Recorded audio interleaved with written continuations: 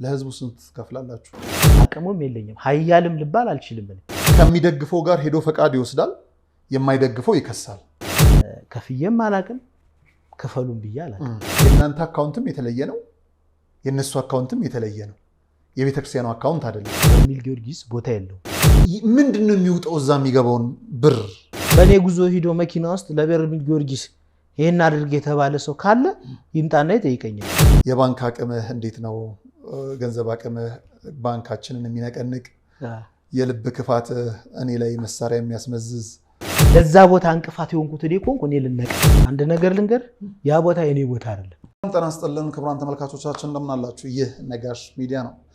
ጋዜጠኛ ነጋሽ በዳዳ ነኝ። ከኔ ጋር ቆይታን ስለምታደርጉም ከልብ አመሰግናለሁ። ቤቱ ይጽዳ በሚል ሀሳብ ብዙዎቻችን ከስደትም መልስ እዚህም ያለን ደግሞ እንደ ሃይማኖታችን መሰብሰቢያ የሆነው የሰማዕቱ በርሜል ቅዱስ ጊዮርጊስ ቤተክርስቲያን ከሱ ጋር ተያይዞ የታፈነ እውነት በሚል ወንድማችን አብይ እኛን አግኝቶን ክፍል 1 ከሰራን በኋላ ክፍል 2 ብለን ቀጥለናል።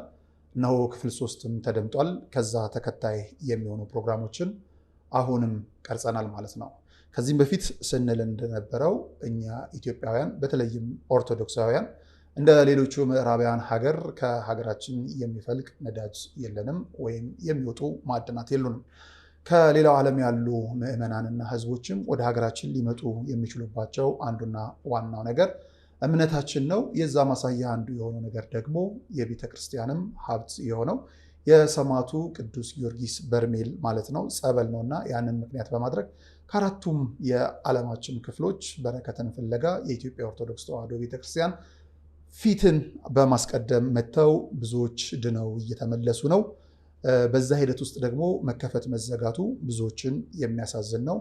ያ ሆኖ ሳለ ደግሞ በረከትን የሚፈልጉ ከበረከት ቦታው ጋር የሚያገናኙ እህት ወንድሞችም በማህበራት ተደራጅተው ከመዲናችን አዲስ አበባ አስፈላጊውን ጉዞ አዘጋጅተው ከሀገር ውጭ ያሉትንም ደግሞ እንደዚሁ የሚያስፈልጋቸውን መረጃ ነግረው የሚቀበሉ አስጠምቀው የሚመልሱ በሚል ከኢትዮጵያ ኦርቶዶክስ ተዋሕዶ ቤተክርስቲያን ማህበራት መምሪያ ፈቃድ ወስደው እየተንቀሳቀሱ ያሉ እህት ወንድሞች አሉ። በእነዚህ እህት ወንድሞቻችን መካከል ደግሞ በሚፈጠሩ አንዳንድ አለመግባባት ቦታው ለቅድስናው እንዲሁ እየተፈታተነው፣ አገልግሎቱም ችግር እየገጠመው፣ ምዕመናኑም እንደዚሁ እየተጉላላል ነው የሚል ሀሳብና አስተያየቶችን ስትሰጡን ከርማችኋል። ከነዚህም መካከል ደግሞ በክፍል 1 በክፍል 2 ከተነሱ የጉዞ ማህበራት መካከል ኤልሻዳይ አንደኛው የጉዞ ማህበር ነው። በሌላ በኩል ደግሞ ተርቢኖስ የጉዞ ማህበርም በሁለተኝነት ይቀመጣል። እንደዚሁ የወንድማችን ዳዊትም ሲነሳ ነበረ። በዚህ ፕሮግራማችን ላይ ግን ስማችን ተነስቷል እና ስራችንም ይህ አይደለም። የተነሳው ስማችንን መልካሙን በመልካም መጥፎን ደግሞ ስህተት ብለን ልናረም እዚህ ተገኝተናል በማለት ተርቢኖስ የጉዞ ማህበር ባለቤቱ እዚህ ተገኝቷል። እንኳን ደህና መጣ። እንኳን ደህና ቆየ ነጋሽ። ወንድማችን ሰለሞን ከሰለሞን የዘለለችዋን አላቃትም። ሰለሞን አንዱ ዓለም ሰለሞን አንዱ ዓለም የተርቢኖስ ጉዞ ማህበር ባለቤት። የመጀመሪያውን ፕሮግራም ስናዘጋጅ ከአብይ ጋር ምንም ዝግጅት የለንም። ሁለተኛውንም እንዲሁ ስናቀርብ አልነበረንም። ከአንተ ጋራም በተወሰነ መልኩ ግን ጊዜ ስለነበረ ያን ስለማውራት ሞክረናል እና ተርቢኖስ በ8 ወር ውስጥ ነው። ዓመት አልሞላንም ነው ያልከው? ኦልሞስት አሁን ወደ ዓመት እየተጠጋ ነው። ስለዚህ ከምስረታውን ጀምረና በርሜል ጊዮርጊስ ላይ ያሉትን ልትነግረን የምትፈልገውን እውነት ብትነግረን በጣም ደስ ይለናል። እኛ እንደ ተመልካችም እንደኛም ደግሞ መነሳት ያለባቸውን ጉዳዮች እየተነሳን አብረን በጋራ እንቀጥላለን ማለት ነው። በዚህ መርሃ ግብራችን ውስጥ ሰዎችን አንጎዳም፣ ቤተክርስቲያንን በፍጹም አናነውርም፣ በልባችን ሐሰት አንይዝም ብለን ቅዱስ መጽሐፉ ላይ ቃል እንገባለን ማለት ነው። ሰዎችን አንጎዳም። እንግዲህ በልባችን ያለውን እውነት ብቻ ነግረን ቤቱን እናጸዳለን። እግዚአብሔር አምላክ ከሁላችን ጋር ይሁን። እማኛችን መድኃኔዓለም ነው። ከዚህ በኋላ የምንጨዋወተው የልባችን ነው ማለት ነው እና ከልካይ የለውም። የጊዜ ባለቤት እግዚአብሔር አይደለ? ስለ ቤቱ እያነሳን ስለሆነ ጊዜ ብለን አንገደበውም። የሚነሱ ሀሳቦች ካሉ ግን በነፃነት እንደዚሁ እናነሳበታለን። እንኳን ደህና መጣህ በድጋሚ። አሜን። እንግዲህ እኔም ስለጋበዝከኝ በጣም እጅግ አድርጌ አመሰግናለሁ ነጋሼ። እግዚአብሔር ያክብርልኝ። አሜን አሜን። ከልብ አመሰግናለሁ። ሌሎቻችሁም ይመለከተናል፣ ስማችን ተነስቷል የምትሉ ከሀገረ ስብከቱ ጀምሮ ብትመጡ ብትገኙ እግዚአብሔር በወደደ በጣም ደስታችን ነው። አይመለከተንም አንመጣም ካላችሁም ከሳሽ ወቃሽም አይደለንም። እንደዚሁ የምናዘው ሌላ ነገር የለም። ህዝቡ ነው ሊፈርዳችሁ የሚችለው። ያመናችሁን ህዝብ ታምናችሁለት እምነታችሁን ውጤት እንድትሰጡት ብቻ ግን እድል እንሰጣለን እንላለን እና ከተርቢኖስ ጉዞ ማህበር አመሰራረት ጀምሮ በርሜል ጊዮርጊስ ላይ ያለውን እናነሳለን። ከዛ በፊት ግን 2 ወይ 3 ፕሮግራሞችን ተከታትለሃል። በዚህ ላይ እስቲ ምን ተሰማ? ምን አየህ? ያንተ ስሜቱ ጋር ተነስቶ የቱ ጋር ተጣለ? ከዛን ጀምርና ልትነግረን የምትፈልገውን እንስማ። ጥሩ ነው። ፕሮግራሞቹ የመጀመሪያውም ክፍል 1ም ክፍል 2ም ክፍል 3ም መልካም ናቸው። አንደኛ መነሻው የታፈነ እውነት ሲሆን በርሜል ቅዱስ ጊዮርጊስን ይጽዳ የሚል ሀሳብ የያዘ ነገር ነው እንዳለ ሙሉ ፕሮግራም የተላለፈውና እኔ ደግፌዋለሁ። እንደ ማህበር እንደ ተርቢኖስ ማህበር በምዕመኑ ዘንድ የተነሱብኝ ጥያቄዎች አሉ። የመጀመሪያው ማለት አገልግሎት ላይ ማህበሩ የሚሰጠው አገልግሎት ለህብረተሰቡ አንዳንድ ሰዎች ላይ የፈጠረው ቅሬታ አለ። ከአብይ ጋርም እንደውም ስለ አቡነ ሐራ ትሄዳላችሁ ብለውን ከልክለውናል ምናምን የሚል ነገር አለ። ያን ያደረገው የኛ ማህበር ነው። እንግዲህ ይሄ የሆነበት ትልቁ ምክንያት በወቅቱ ከተከሰተው በሽታ አንፃር መንገድ ላይ ጤና ጥበቃ ሚኒስቴርም ኢቭን እኔ እንኳን ባህር ዳር አልነበርኩም፣ በወቅቱ እዚህ አዲስ አበባ ነበርኩኝ። ብዙ ጊዜ ስራ ጫና ስለሚበዛ እኔ እዚህ አዲስ አበባ ላይ ማኔጅ አደርጋለሁ፣ እኛ አስተባባሪዎች ወደ በርሜል ይሄዳሉ። ከዛ በፊት የነበረውን ለምሳሌ በ19 በ23 በ28 አከታትለን ነበር። ለአንድ ወር ከተቋረጠ በኋላ ጉዞ ሄድ ነው። የ19ኙ ጉዞ ጣና ትሄዳላችሁ ብለን ጣና ይዘናችሁ ሄደናል። አቡነ ሐራ ትሄዳላችሁ ብለን አቡነ ሐራ ይዘናችሁ ሄደናል። ስንመለስ ግን የ23ቱ ላይ 19ኙ ላይ ከባድ ነገር ተከሰተ። በሽታው በከፍተኛ ሁኔታ ቦታው ላይ ተስፋፋ። የሄደው ምዕመንና በወቅቱ የነበሩት የክልሉ ጤና ጥበቃ ኃላፊዎች ቢሮ መጥተው ጉዞ እንድናቆም ሁላ በስልክ ነግረውኛል። እኔ ቢሮ እዛ ባህር ዳርም ቢሮ አለኝ እኔ በነገራችን ላይና ያንን ነግረውን ነበር ለኛ። ከዛ ወደ አቡነ ሐራ የመጡ ተጓዦች ወደ አቡነ ሐራ ሲሄዱ ከአቡነ ሐራ እንዲመለሱ፣ ምክንያቱም በርሜል ጊዮርጊስ ላይ የተከሰተ በሽታ አለ። ስለዚህ ይሄ በሽታ ወደ ተለያዩ ገዳማት ወደ ተለያዩ ቦታዎች እዛም የሚገኙ ጸበልተኞች ስለሆኑ ይስፋፋል በሚል መንገድ ላይ ራሳቸው አስቁመው ትምህርት ሰጥተው ኦሪንቴሽን ሰጥተው የተመለስንበት አግባብ አለ። ጣና መሄድ አልቻለም። እርግጥ ማህበራችን ተርቢኖስ የጉዞ ማህበር ረጅሙን ርቀት ለተጓዦቻችን አድርጓል። ጣና ላይ ረጅም ርቀት የሚባለው ጣና ቂርቆስ ነው። የትኛውም በርሜል ጊዮርጊስ ይሄድ አስጓዥ ጣና ቂርቆስ ሂዶ አያውቅም። ይህንን ለተጓዦቻችን ከምንሰጣቸው ሰርቪሶች ከምንሰጣቸው አገልግሎቶች አንፃር ቦታውን ሂደው ረድኤት በረከት እንዲያገኙ ከማሰብ አንፃር ነው ይሄንን የምናደርገው እና እዛ ላይ የተነሱ ሀሳቦች አሉ። ሌላው አዳራሽ የነበረው በወቅቱ የነበረው አዳራሽ ኮምፎርተብል አይደለም፣ ምቹ አይደለም። ያን የመጀመሪያ ታህሳስ ላይ የካቲት ላይ ምናምን የነበሩ ተጓዦች ናቸው ይህንን ሀሳብ ያነሱት። አሁን መጋቢት ላይ የሄዱ ተጓዦች ግን ያንን ሰርቪስ አግኝተዋል። ሌላው ነጋሽዬ ማንሳት የምፈልገው ምንድነው፣ በተለይ መጋቢት ላይ ከፍተኛ የህዝብ ቁጥር ነበር ይዘን ይሄድ አከታታይ ጉዞ ማለት ነውና ማረፊያ እጥረት ገጥሞን ነበር ተጓዦቻችን ማለት ነውና በዛ የተነሳ ትንሽ ከተጓዦቻችን ጋር አለመግባባት ተፈጥሮ ነበር። ከዛ ውጪ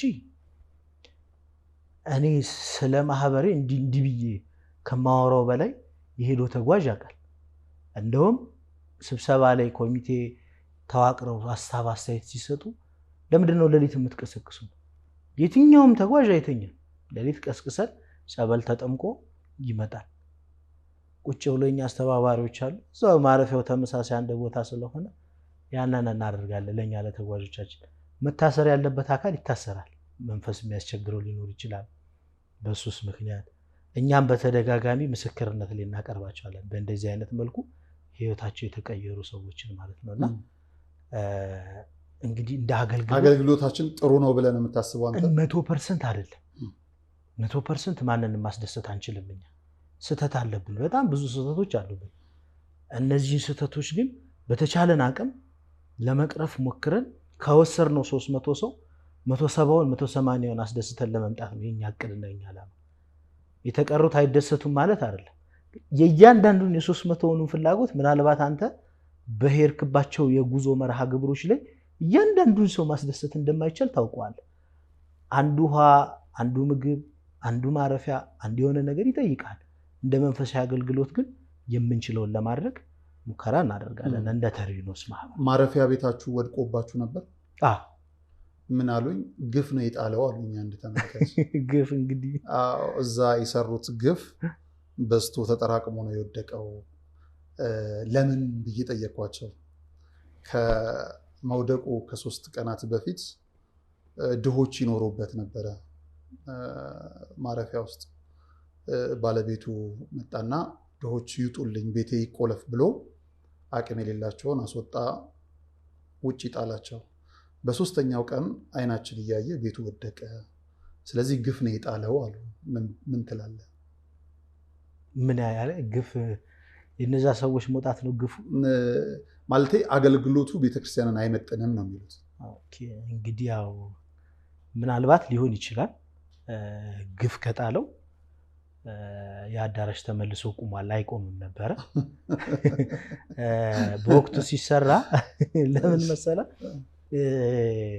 በወቅቱ ሲሰራ የችኮላ አሰራር ነበር። ከባህር ዳር ባለሙያዎች እንዲዘን ሄደን የዛ የአካባቢው የአሰራር ስታይል አለ። መሬት ተቆፍሮ ውሃ ልክ ገብቶ ታች ተደርጎ ምናምን ነው በጣም እና የኛ ልክ ከተማ ላይ ቤት የእንጨት ቤት እንደሚሰራ አድርገው ነው ከባህር ዳር የሄዱ ባለሙያዎች። ጉዟችን ገና ጀማሪ ነበርና ያንን አዳራሽ ስንሰራ ማለት ነው። እና ይሄንን በእንደዚህ አይነት መልኩ ባልመልሰው ደስ ይለኛል። ምክንያቱም ግፍ ከተባለ ግፍ የሰራንበት ማህበረሰብ እኛን ሊያመሰግነን አይችልም። ቀጥታ እንደወረደ ነው ጥያቄውን መጠይቅህ። ምንም የተጨመረ የተቀነሰ የለውም። ለዛ ነው እና ምንድነው ኦልሬዲ የአዳራሽ በዛ መልኩ ስላልነበረ ከፍተኛ የንፋስ ማዕበል ተነስቶ የኛን አዳራሽ ብቻ አይደለም ቦታው ላይ የነበሩ አንዳንድ ቤቶችንም ያፈራረሰበት ሁኔታ ነበረ፣ ቆርቆሮዎችን ምናምን እና ግልጽልጽ ያለ ነበር። የኛ አዳራሽ ከምንም ነገር ነፃ ነው። ኦልሬዲ ከውሃ ልክ ውጭ ስለነበረ ንፋሱ ጣለው። እዛ ተነሳ። እንግዲህ አዳራሹን ደግመን በስነ ስርዓት ለማስተካከል ሞከርን። ዘንድሮ ከወደቀ እንግዲህ ወይ ግፍ ነው ይባላል። በትክክል ስንጠብቀው። ለማንኛውም የኔ አንድ አስተሳሰብ አለ። ቢዝነስ ብሎ ሰው ከገባ የአንድ የጉዞ ታሪፍ እኔን የሚያዋጣኝ በዚህ ነው ካለ ለምን ይህን ሁሉ አስከፈላችሁ ብዬ አልጠይቅም። ወይ የመንገድ ትራንስፖርት ባለስልጣን አይደለው ምናምን፣ እሱ የእናንተ ወይ ነው እንትን የሚላችሁ ነው የሚያዋጣበት ነው። አብዛኛዎቹ ሰዎች ከደወሉልን ዋጋውን እንደዚህ ለምን የሚሉን ነው። ለብዙም ሰው ስንመልስ የነበረው ይሄ ያዋጣኛል፣ ሰንበዲ ያዋጣኛል ብሎ ከሄደ የራስ መስማማት ነው። በዚሁ ልመልስላቸው ብዬ ነው። በዛ ሂደት ውስጥ ግን አንድ ያነሳሁት ስህተት ከሆነ ይሄን አድርገው ከሆነ ስህተት ነው፣ ይሄን ማንሳት አለብኝ ብዬ አሰብኩኝ። ይዘው ከሄዱ በኋላ ሲመለስ ሌላ ዋጋ ይጠይቃሉ። ድጋሚ ሁለተኛ ስንሄድ ፓኬጅ ነው የምንከፍለው። ወደ ጸበል የሚሄድ ሰው ደግሞ የሆነ ስንቅ ቋጥሮ ነው። ስንመለስ ሁለተኛ ክፍያ አለ። እንደዛ ታስከፍላላችሁ? ሁለተኛ ጥሩ። አሁን ይህንን እናስከፍላለን አናስከፍልም ብዬ ነው የምመልስልህ። ለምን መሰል ይህንን ያልኩ፣ አምና ስንሰራ ከአስተባባሪዎች ጋር በጣም ተፋጭተን ነበር። እኔ ሲመለስ መክፈል አለበት፣ እነሱ ደግሞ ለምን ይከፍላል ጸበልተኛ አይደል በሚል ተከራክረናል። አሁን ከመሰረቱ ሳነሳለ መጨረሻ ላይ ግዴታ ሐሳብ የተሻለ ሐሳብ ስለሆነ ይህንን እሱን ሐሳብ እደግፋለሁ። አምናም ዘንድሮ በርካታ ጉዞዎችን አላስከፈልንም እኛ የሚመጡ ተጓዦችን። አንድ ጉዞ ላይ ግን ሚስ አንደርስታንዲንግ ተፈጠረ። ምን ሆነ መሰለ ጸበሉ ኦልሬዲ ተዘጋ። እዛ ያሉ ጸበልተኞች አሉ 5 መኪና ነው የወሰድነው። ከዛ በፊት 7 መኪና 8 መኪና ስንወስድ የሚቀሩ ሰዎች አሉ ታመው ምን ብለው ምናምን። ከዛ በፊት የነበረን አካሄድ ምንድነው? ለምሳሌ በአሁኑ ዙር 5 መኪና ይዘን ሂደን 30 ሰው ቢቀር በቀጣዩ በሚቀረው ጉዞ ይዘን እንመጣለን። እኔ አላስከፍልም እውነት ለመናገር። እዚህ ጉዞ ላይ ግን የመጨረሻ ኦልሬዲ ተጨማሪ ክፍያ ከፍለን ነው መኪና የምናመጣው። ሼር እናድርግ በሚል ከህዝቡ ጋር ነው ዲስከስ ያደረግነው። የከፈለም አለ ያልከፈለም አለ። ምክንያቱም የነበረውን ሰው በሙሉ ከዛ ይዘን መውጣት ነበረብን። ከዛ በኋላ ተወሰነ ሰው ከፈለ፣ ያልከፈለም አለ። ዝም ብሎ ተነስተን መጣን።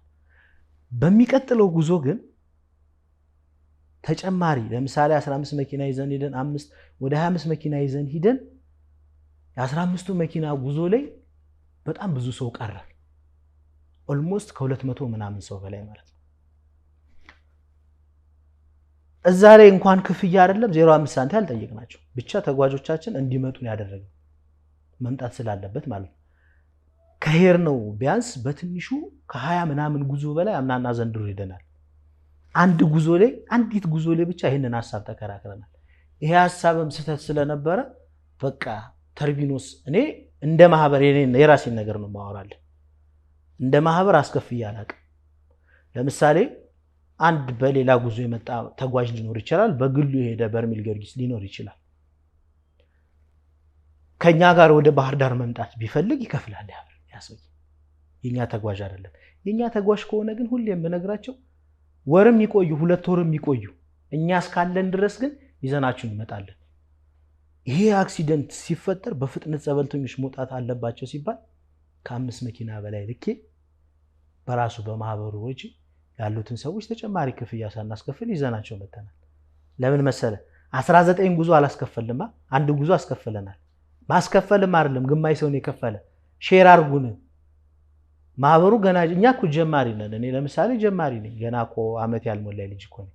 አመት ያልሞላ በጉዞ ታሪክ ለምሳሌ እኔ አምና ጥር አካባቢ ላይ ነው የጀመርኩት። እንግዲህ ዘንድሮ 1 አመት ሊሞላኝ ነው ማለት ነው።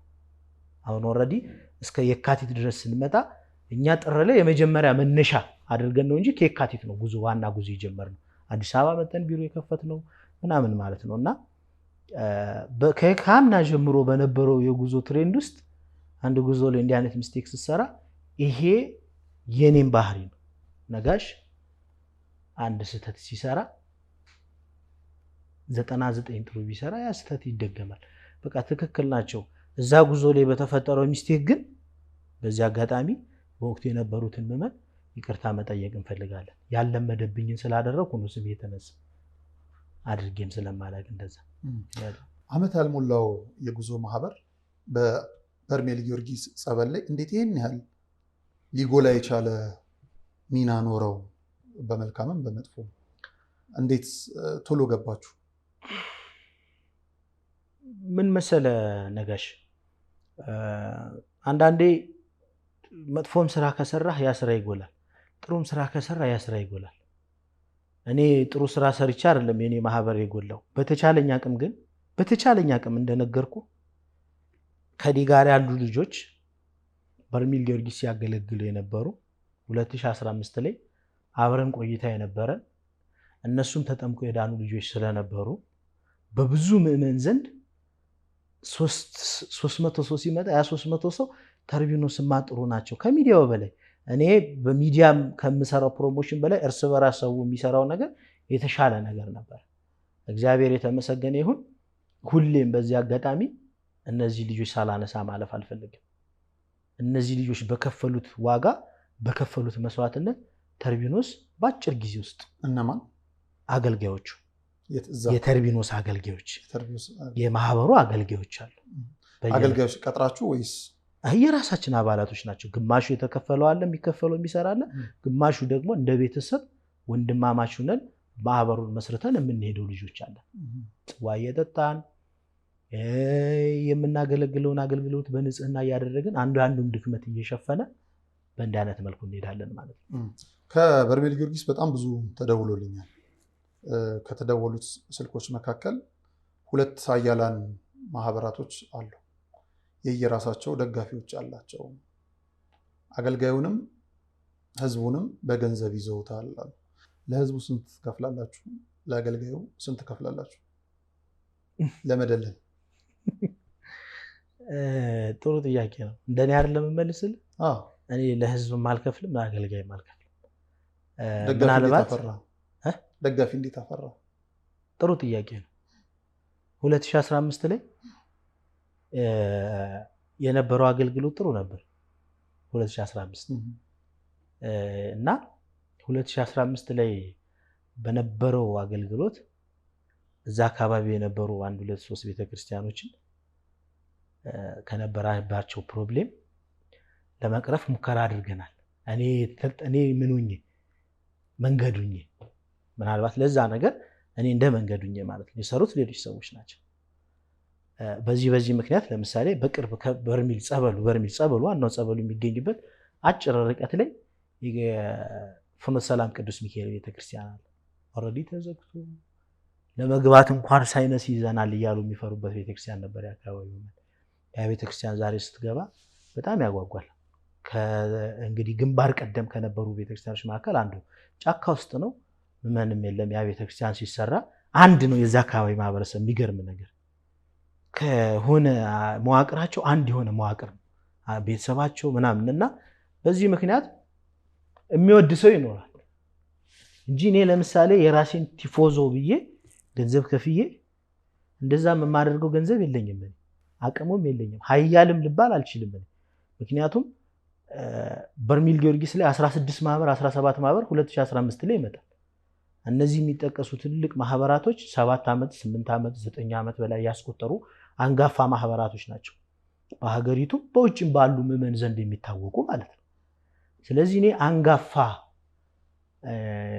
የሚል ስም ሊሰጠኝ የሚገባ ሰው አይደለሁ። ገና ነኝ። እኔ ገና አላደኩም። ገና 1 ዓመቴ ነው። ገና ይኸው አሁን ቅርብ ጊዜ የተጀመረ ማህበር ስለሆነ ማለት ነው። እንደዚህ ቲፎዞ ምናምን የሚባል ነገር እኔ የለኝም።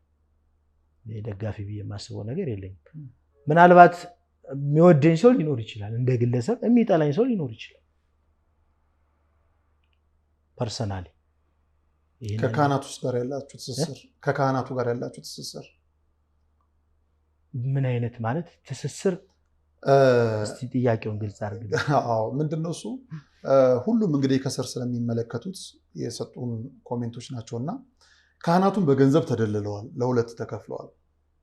ለኤልሻዳይም ለተርቢኖስም የሚከፍሉ አስፈላጊ ከሆነ ለአንዱ ተዘግቷል የተባለው ጸበል ሁሉ አንደኛው መጥቶ ማስከፈት ሁሉ መቻል የቻለበት አቅም አለ ብለው ኮሜንት ሰጥተውናል።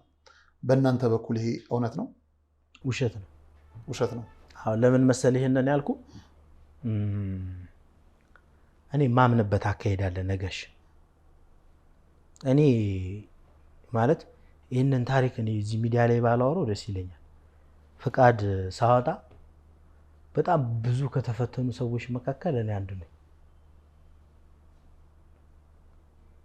ወረቀቴን ሁላ እስከ መጥፋት ደረጃ ደርሷል፣ ቢሮ ውስጥ ማለት ነው፣ ወረዳ ቤተ ክህነት። እና እኔ በዚህ ልክ ማንም ሰው በፈለገበት የመሄድ ፍላጎት የለኝም። አንተን ለመሸወድ አንተን ለመደለል ገንዘብ ሰጥቼ አልደልልህ። በዚህ ልክ ስለማላምን ፍቃዱ ላይም ኢቭን የኔ ጉዞ መጀመር ላይ በጣም ብዙ ፈተናዎች ነበሩ፣ በጣም ብዙ። ይሄንን ዛሬ አላወራውም፣ ምክንያቱም ተርቢኖስ ገና በአንድ እግሩ እየሄደ ያለ ማህበር ነው። ይደግ ይሂድ። ለሌሎች የጉዞ ማህበራቶች ምሳሌ ለመሆን እሞክራለሁ፣ እፈልጋለሁ። እኔ ስጀምር እንደዛ ነው የጀመርኩት። በዛ ሌቭል ላይ ሁኜ ማውራት ያለብኝን ነገር አወራለሁ። ገብቷል አባባሌ? እዛ ውጭ ግን እኔ የኔ ደጋፊ የሆነ ካህን የለም። እኔ ካህንን እንደ ካህን አከብራለሁ። ካህናት ናቸው፣ በደማቸው ያንን ቦታ ቆይተውታል። እኔም ማንም አበበም ከበደም ሳንሄድ ማለት ነው። ግን ምናልባት ከፍሏቸዋል እንደዚህ አይነት ነገር የሚባል ካለ የኔ ግሩፕ የሆኑ ካህናት ወጥተው የኔ ስም በኔጌቲቭ ነገር ሲነሳ አይ ሰለሞን የኛ ነው ብለው ሀሳብ መስጠት ይችላሉ። ካህናቱ ተከፋፍለዋል ነው አንደኛው ነገር። የከፋፈሏቸው ደግሞ የጉዞ ማህበራቱ ነው። ከነዛ ጉዞ ማህበር ከሚባሉት ውስጥ እኔ ያልከፈልኩም ነው እያልክ ያለው። ካህናቱን በመከፋፈል ስራ ውስጥ የለሁበትም። አዎ ምንድነው? አዎ የለሁበትም። እኔ ማለት በምን ልከፋፍላችሁ ይችላል? ያልገባኝም ጥያቄው ምንድነው? ገንዘብ ካህናቱ እኔ ገንዘብ አሁን ለምሳሌ እኔ ሰጥቼ አላውቅም። ገንዘብ የገንዘብ ኃይል ነው እዛ የሚሰራው። ለምሳሌ ንስሐ እንዴት ነው የምታስገቡት ልጆቻችሁ? እኛ ንስሐ ለምሳሌ የሚሄደው ምዕመን ይሄዳል። የቤተ ክርስቲያኒቱ ካህናቶች አሉ። ሞስት ወደ 13 ምናምን የሚጠጉ ቄሶ 14 ምናምን የሚጠጉ ቄሶች አሉ። እነዛ ቄሶች የመጣውን ተጓዥ ስለሚያውቁት ንስሐ ይገባሉ። እያንዳንዱ ካህን ቤተ ክርስቲያኑ ጋር ይቀመጣል። አንዱ ካህን ሰልፍ ይዛል። አንዱ ካህን እኔ ይቅርታ አድርግልኝና ጉዞ ከሄድኩኝ እኔ የምቆጣጠረው ጸበል መጠመቃቸውን ብቻ ነው። ተረድተኛ አባባሌ። ታርጌት የኔ ዓላማ ያ ነው፣ ተፈውሰው ይምጡ ነው። አብዛኛው ሰው ንስሐውን እዚህ ገብቶ ነው የሚሄድ። ንስሐ አባት የሌለው ሰው በጣም ውስን ሰው ነው የምታገኘው፣ በተለይ በውጭ ዓለም የሚገኝ ሰው ማለት ነው። ከዛ ውጭ ግን እኔ ለብቻ የኔን አስጓዥ ይዤ የሆነ 10 ምናምን 5 ቄስ ይዤ መጥቼ በሉ ንስሐ ሰጡልኝ ብዬ ምናምን ማደርገው ነገር የለኝም። ይሄዳል፣ ሻወሩን ወስዶ ጠዋት ላይ ቤተክርስቲያንኛ አቅጣጫ ለምስል ቤተክርስቲያኒቱ ጋር የራሷ የቤተክርስቲያኒቱ ካህናቶች አሉ። እዛ ሂዳችሁ ንስሐ ግቡ። አሁን ደግሞ ወደ መጨረሻ አካባቢ ላይ የካህናቶችን ስም ዝርዝሩላ፣ ምክንያቱም ኔትወርክ የለም ምን የለም ምናምንና ይፍቱ ለማለት ይቸገሩ ነበር የኛ ምዕመናቶች። እና ስም ዝርዝር ለጥፈንላቸው ስም እየጠየቃችሁ ምናምን ብለን እንደዚህ አይነት መረጃ እንሰጣለን። እዛ ውጪ የምታውቁት የለም። እኔ የመከፋፈል ነገር እንደው ከሰማህ እዛ እስከ 30 ሺህ ብር ድረስ ለንስሐ ይጠየቃል አሉ። በመስማትማ ብዙ ነገር ሰማለሁ ነጋሽ እኮ ሰምተሃል? ይሄን በመስማት ነው። እኔ ሲቀበል አላየሁ። ያላየሁትን ነገር መናገር አልችልም። በመስማትማ 30 ሺህ ሳይሆን 75 ሺህ 20 ሺህ ብዙም ሺህ ይባላል ለአንድ ንስሐ። አሁን ይሄንን የሚናገረው ማን ነው መሰለ? እኔ አይደለሁኝም። የተቀጣው ምዕመን ነው የተቀጣው። አዎ ትክክል። ገብቷል አባባሌ። የተቀጣው ምዕመን እኔ እንደነገርኩ ነው የምወስደው 500 ምናምን ሰው ነው 400 ምናምን ሰው ነው 400 ምናምን ሰው ሰለሞን ለንስሐ የንታል ብር ተጠይቄያለሁ ብሎ መጥቶ ያወራኝ ሰው የለም። እኔን እንደጉዞ እንደነገርኩ ብዙ ጉዞዎች በተለይ ዘንድሮ አልሄድኩኝም። በርሚል ላይ ተወሰኑ ጉዞዎችን ሄድኩኝ ካለው የሥራ ጫና አንፃር እዚህም እዛ ማለት ስለሚከብደኝ ቢያንስ ይሄንን የሚዲያውን እኔ መያዝ አለብኝ ብዬ። ከዛ ውጭ ግን አሁን ይሄንን ለህዝቡ ነው ምቶ። አሁን እኔ ሰምተሃል ቢሉኝ አዎ ሰምቻለሁ፣ አይተሃል ቢሉኝ ግን አላየሁኝም። እኔ አንድ ካህን 30 ሺህ ሲቀበል ወይ 50 ሺህ ሲቀበል ወይ 70 ሺህ ሲቀበል እኔ አላየሁትን ምን ብዬ ልናገር እችላለሁ? ግን ተቀብለዋል የሚባል ወሬ እሰማለሁ። ልክ አሁን አንተ እንደነገርከኝ እኔም እሰማለሁ። ይሄን ግን ካህኑ መጥቶ የተቀበለችው ልጅ መታ ልክ አሁን አንተ አዳራሽ ፈርሷል ብለህ ጠየቀኝ። አዎ አልኩ አይደለ? ፈርሷል። በግፍ ነው የፈረሰው። እሱ ዘንድሮ ከፈረሰ ግፍ ሊሆን ይችላል ብያለሁ። ከዛ ውጭ ግን ልክ ያየሁትን ነገር እኔ አዎ ብዬ ነው የምነግርህ። ትክክል ነው ብዬ እነግርሃለሁ። ምዕመኑ አዎ ተዘርፌያለሁ 30 ሺህ ተጠይቄያለሁ ካለ ይውጣና ለመላው የዓለም ህዝብ ይናገር። ሮባው ላይቭ ፕሮግራም አለ። ለምሳሌ እዛ ላይ ያንን ነገር ማንሳት ይቻላል። ማን የትኛው ካህን ስንት ብር ጠየቀ የሚለውን ነገር ማለት ነው እንጂ እንደ ተርቢኖስ ማህበር ግን ከፍየም አላቅም ከፈሉም ብዬ አላቅም። እንደ ተርቢኖስ ማህበርም እንደ ሰለሞንም እንደ ተርቢኖስ ማህበር መንፈሳዊ አገልግሎትም ቢዝነስም ነው። እንደ ሰለሞን ደግሞ ቤተክርስቲያን የኔም ያንተም ናት የሌሎቻችን ነው። ከምንም በላይ ስለዳንባት ነው ሙጥኝ እያልን ያልንባት። ድነን ደግሞ አለፍ ሲልም እንጀራም እየቆረስንባት ስላለ ነው። የህይወትም የነፍስም ምግብ ቤታችን ናት። በተለይ ለኔና ለአንተ እንዲሁም አንተን ለሚመስሉት በርሜል ጊዮርጊስ አሁን ምክንያቱ ምንም ይሁን ምን ተበጥብጧል፣ ተናግቷል። በዚህ ታምናለህ? ለዚህ የኔ ድርሻ ምንድን ነው ብለህ ታስባለህ? ለዚህ ሁኔታ ምክንያቱም ከካሜራ ጀርባ ስትነግረኝ የነበረው ነገር በጣም ስላስገረመኝ ነው። እኔ ከሆንኩ አንዱ ችግር ፈጣሪ ልውጣ እና ቤቱ ይጽዳ የሚል ሀሳብን ስትነግረኝ ስለነበረ ነው። አዎ ነጋሽ ምን አለ መሰለህ አንዳንዴ ባላወቅነው መንገድ ባላሰብከው መንገድ አንተ ለሆነ ሰው መለወጥ ምክንያት ትሆናለህ። ባላወቅከው መንገድ ደግሞ ለሆነ ሰው መጥፋት ምክንያት ትሆናለህ። እንደነገርኩ በርሜል ጊዮርጊስ አንዳንዴ በእኛ በራሳችን ባለመግባባት እዛ ቦታ ላይ ያለውን ችግር ወርደን ኦፕን በሆነ መንገድ ነገሮችን በመዋቅር ከሰበካ ጉባኤ፣ ከቤተ ክህነት፣ ከሀገረ ስብከት፣ ከአስጓዞችም ጋር ተነጋግረን ነገሮችን የሚያስኬድ ነገር የለብንም። ሁሉም የራሱን እኔም የራሴን ማህበር ለማሳደግ ነው የሚሄደው። እኔም የራሴን አካሄድ ነው የሚሄደው። በዚህ መሃል በሚደረገው እዛ ቦታ ላይ በሚሰራው ስራ የበኩሌን አስተዋጽኦ ተወጥቻለሁ ብዬ አላስብም እንደ ማህበር። በዚህ ምክንያት እኔ ልሆን እችላለሁ ችግሩ። ተረድተኛል አባባሌ? ለዛ እኔ ነገርኩ ከሆንኩኝ እኔ ችግሩ እኔ ልነቀል። ብቻ ግን አንድ ነገር ሰልችቶኛል። ምንድነው የሰለቸኝ? በርሜል ጊዮርጊስ ተዘግቷል የሚል ዜና መስራት። ስለዚህ የነገር በቃ ለህዝብ ይፋ ወጥቶ መጥራት ያለበት ነገር መጥራት አለበት።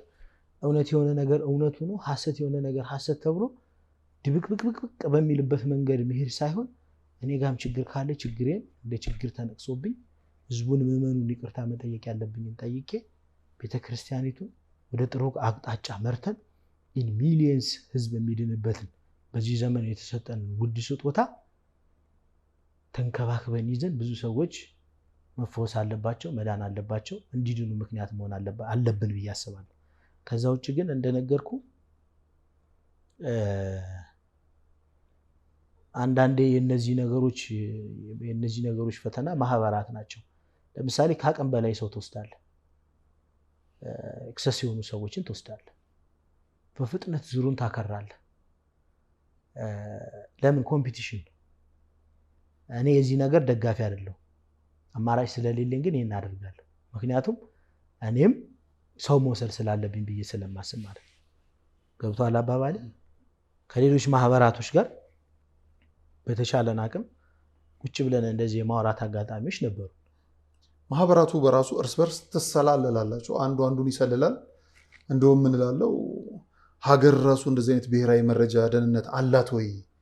በርሜል ጊዮርጊስ ላይ ያላችሁ ማህበራት የምትራኩቱበት የምትሻኩቱበት፣ አንዱ አንዱን ጠልፎ ለመጣል አንዱ የአንዱን አረማመድ ለማወቅ የሚቻልበት ሀገር የምትቀናባችሁ ሰላዮች ናችሁ እርስ በርስ ላልና ምንድን ነው ይሄ ነገር አልገባኝም።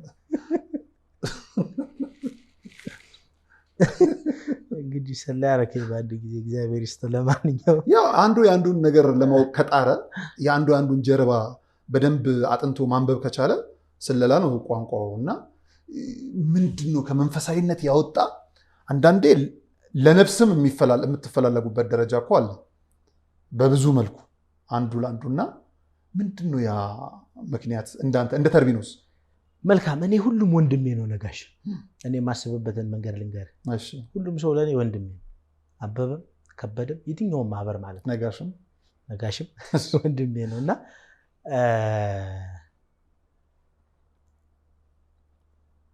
እኔ አንዳንዴ የማላምንባቸው አካሄዶች አሉ፣ የማልደግፋቸው እንደኔ የምመሰራቸው ስህተቶች ማለት ነው።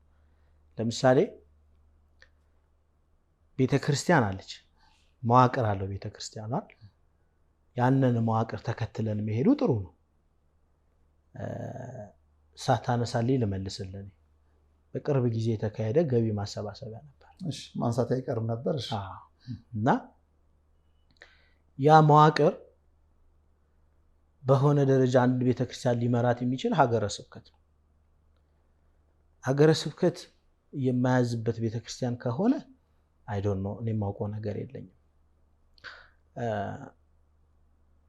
አንዳንድ ነገሮችን በግል የምናደርጋቸው ነገሮች አሉ። ወደ ሚዲያ ይዘን ወጥተን ህዝብን ተሳታፊ አድርገን እና ይሄ ነገር ምናልባት በዚህ ጉዳይ ላይ የምታነሳልኝ ጥያቄ ካለ ጠይቀኸኝ አያይዤ መልስልሃለሁ። እነዚህ ነገሮች ትንሽ እኔን የሚከብዱኝና የሚደብሩኝ ነገሮች ነበሩ እንደግል። በዛ የተነሳ ከ2015 ጀምሮ ከብዙ ሰዎች ጋር እጣላ ነበር። ከብዙ ሰዎች ጋር ከጸበልተኛ ጋር እጣላ ነበር፣ ከጉዞ ማህበራት ጋር እጣላ ነበር። የሚኬድበት አካሄድ ትንሽ ትክክል ስላልነበር ለማንሳት ምንድነው የአገልጋዮቹ መከፋፈል በተለይም ሀገረ ስብከቱ ነው ከፍ ሲል ሲመራ የነበረውና እንደውም ሁሉ ስሰማ ቤተክርስቲያኗ ለሀገረ ስብከቱ ሁሉ የማትታዘዝበት ደረጃ ላይ ደርሳለች በአንዳንድ መልኩ። ስለዚህ ፈቃድ ሲጠየቅ ከሀገረ ስብከት ሀገረ ስብከቱ ደግሞ ለሁለት መከፈሉ አንዱን ማህበር አንዱን እንትን ሊለው ይችላል፣ ሊደግፈው ይችላል፣ አንዱን ደግሞ ላይደግፈው ይችላል። ስለዚህ ከሚደግፈው ጋር ሄዶ ፈቃድ ይወስዳል፣ የማይደግፈው ይከሳል። ይሄ ደግሞ የገንዘብ አቅም ነው ይሄንን እየሰራው። ለምሳሌ በቤተክርስቲያኗ እየተሰሩ ያሉ የልማት ስራዎችን አናውቀውም ብሎኛል ሀገረ ስብከቱ ስራ አስኪያጅ በስልክ ከነገሩኝ ነገር ነው። እናንተ ደግሞ ስራ እንድትሰሩ ወስዳችኋል። በምን ፈቃድ በምን መነሻ? ገቢ ማሰባሰቢያው ለሁለት ለምሳሌ የኤልሻዳይ ማህበር ገቢ ልሰብስብ ብሎ እኛ ጋር መጥቷል። ደብዳቤ ይዞልን ስሩልን ሲል እናንተም ስሩልን ብላችኋል። በሎዛ መንፈሳዊ ሁነቶች አዘጋጅ በኩል ነው የእናንተ የመጣው ሀገረ ስብከቱ ደብዳቤ አለ። እንዲህ ነገሩን ስለማናቅ ወንድማችን ኤልሻዳይም ሲመጣ ኖ እኛ በአንድ ቤተክርስቲያን ላይ ሁለት ገቢን አንሰበስብም ስንለው ኖ ቤተክርስቲያኗ ስራ አከፋፍላናለች፣ ለዛም ስራ አከፋፍላለች፣ ለእኛም ስራ አከፋፍላለች። ገቢ ታዲያ ለአንድ ቤተክርስቲያን ሁለት ገቢ ምን ያስፈልጋል? ሁለት ቀን ከሆነ አንዳችሁ በአንዳችሁ አንዳችሁ በአንዳችሁ አድርግ ብዬ ጠየቁ። ሄድ ብዬ ሳይ የእናንተ አካውንትም የተለየ ነው፣ የእነሱ አካውንትም የተለየ ነው። የቤተክርስቲያኑ አካውንት አይደለም። ምንድን ነው እሱ ነገሩ? እንደ ተርቢኖስ አው ምንድነው ነጋሽ፣ ቤተክርስቲያኒቱ አንተ ልክ እንደተናገርከው የሚሰራውን ልማት አላቅም ብላለች ሀገረ ስብከቱ። ቤተክርስቲያኒቱ ያውቃል፣ ሀገረ ስብከቱ አላቅም ብሏል። ይሄንን ልማት ማለት ነው። ይሄንን በራስ መንገድ ሂድበት፣ ምክንያቱም እኔን የሚመለከተኝ ጉዳይ ስላልሆነ። በገቢ ማሰባሰቢያው ጉዳይ ግን ሀገረ ስብከቱ ሊቀ ጳጳሱ በተቀመጡበት እኛንም ሌሎችም የሊቀ ካህናት የወረዳ ቤተ ክህነት በተቀመጡበት ከቤተክርስቲያኑ ተወካይ በሆነ ሰው አካውንት ሀገረ ስብከቱ ደብዳቤ ልኬልሃለሁ። ሀገረ ስብከቱ ኦዲት የሚያደርገው በሀገረ ስብከቱ ፍቃድ መንቀሳቀስ የሚችል እኔ ወጪ ላደርግ ብል እኔ ማምጣት የማልችለው ይሄ የሆነ በእኛ ጥያቄ መሰረት። ምክንያቱም እኔ ይሄ ፍቃድ ሲሰጠን ብፁዕ አባታችን ፊት በግል አካውንት ከምንሰበስብ ለምንድን ነው በቤተ ክርስቲያኑ ስም የተከፈተ ለዚህ ልማት ብቻ ተብሎ የተሰራ አካውንት ይከፈትልን። ከዛ በኋላ ይሄ ነገር ተስማምተን እዛ ቦታ ላይ ከተለያየን በኋላ መጋቢት 20 ብፁዕ አባታችን የሀገረ ስብከቱ ስራ አስኪያጅ የወረዳ ቤተ ክህነቱ ኃላፊ ታች በርሜል ድረስ ወርደው ለነበረው ምዕመን ይህንን ነገር ይፋ አደረጉ። ይህንን ተርቢኖስ ሊሰራ ነው፣ ይህንን ሌላው ማህበር ሊሰራ ነው ብሎ ማለት ነው። ስለዚህ በዚህ መንገድ እናንተም የልማቱ ደጋፊ መሆን አለባችሁ ብለው ህዝቡ የተወሰነው ህዝብ አስተያየት ሰጠ፣ የተወሰነው ደገፈ፣ የተወሰነው ነቀፈ። መጨረሻ ላይ ግን ተቃውሞ አስነሳ በአካባቢው ማህበረሰብ ላይ። ለምን አካውንቱን ተርቢኖስ በራሱ ለምሳሌ እኔ የራሴ ሰዎች በመተዳደሪያ ደንብ ላይ የተርቢኖስ አባላት ተብሎ ከ12 በላይ አባላቶች ተጠቅሰዋል። ከነዚህ አባላቶች ውስጥ ለአዲስ አበባ ቅርብ የሆኑ ሰዎችን መርጠን ሰሌክት አድርገን ለሀገረ ስብከቱ ደብዳቤ ላክን። የአካውንት እንዲከፈት ተፈቀደ። በርሚሌ ግን ተቃውሞ አስነሳ። እዚህ አካውንት ውስጥ ቤተሰቦችም አሉበት? ምን አይነት ቤተሰቦች? ቤተሰቡ ለአንተ ቅርብ የሆነ ቤተሰብ አለበት በዚህ በአካውንት ማንቀሳቀስ ውስጥ? መጀመሪያ ተከፍቶ የነበረው ላይ አዎ፣ ለእኛ ቅርብ የሆኑ ማለት ማህበሩ ላይ የነበሩ ቤተሰብ የሆኑ ሰዎች አሉበት። ይሄ ማለት በርሚል ላይ ተቃውሞ አስነሳ። ሰለሞን በራሱ ቤተሰብ አካውንት የበርሚል ጊዮርጊስን ሊሰበስብ ነው የሚል ጥያቄ ማለት። ግን ተቃውሞ ትክክል ነው? ትክክል ነው። ለምን እንደዛ አደረጋችሁ? ተነግረህ እኮ ነው። እኛ ሀገረ ስብከቱ ይህንን ያደረግንበት ምክንያት ሀገረ ስብከቱ ባዘዘ ምክንያት ነው ብያለሁ፣ ነግሬሃለሁ። ለስራ ምቹ እንዲሆን እኛ ኦዲት ሀገረ ስብከቱ ኦዲት የሚያደርገው ነገር ስለሆነ ይህንን አካውንት ሰሌክት አድርጉ ሰው ተባለ። ከዛ በኋላ ኮሚቴ ይዋቀሩላ ብለው ነበረ ታች ወርደው። ህዝቡ ጋር ቶሎ የደረሰ ኢንፎርሜሽን የለም። ብሪፍ የሆነ ኢንፎርሜሽን አልነበረም መጀመሪያ። በዛ ምክንያት ተቃውሞ ተነሳና አይ ይሄ ፕሮግራም መቋረጥ አለበት፣ መሰረዝ አለበት፣ መካሄድ የለበትም፣ ገቢ ማሰባሰቢያው መሰብሰብ የለበትም የሚል ሐሳብ ተነሳ። እስከ ሀገረ ስብከት ሂደው ክስ ከሰሱ። ማን? ሰበካ ጉባኤ በወከላቸው ሰው። ከዛ ፕሮግራሙ ከሚቀር ብለው የተወሰነው ደግሞ የዛው የበርሜል ጊዮርጊስ አባላቶች ለምንድን ነው በጥምር አካውንት የማይሆነው እናንተም ተጨመራችሁበት ሲባል እሱ አይስማማም አሉ። መች ጠየቃችሁት? አይ ሰለሞን አይስማማም።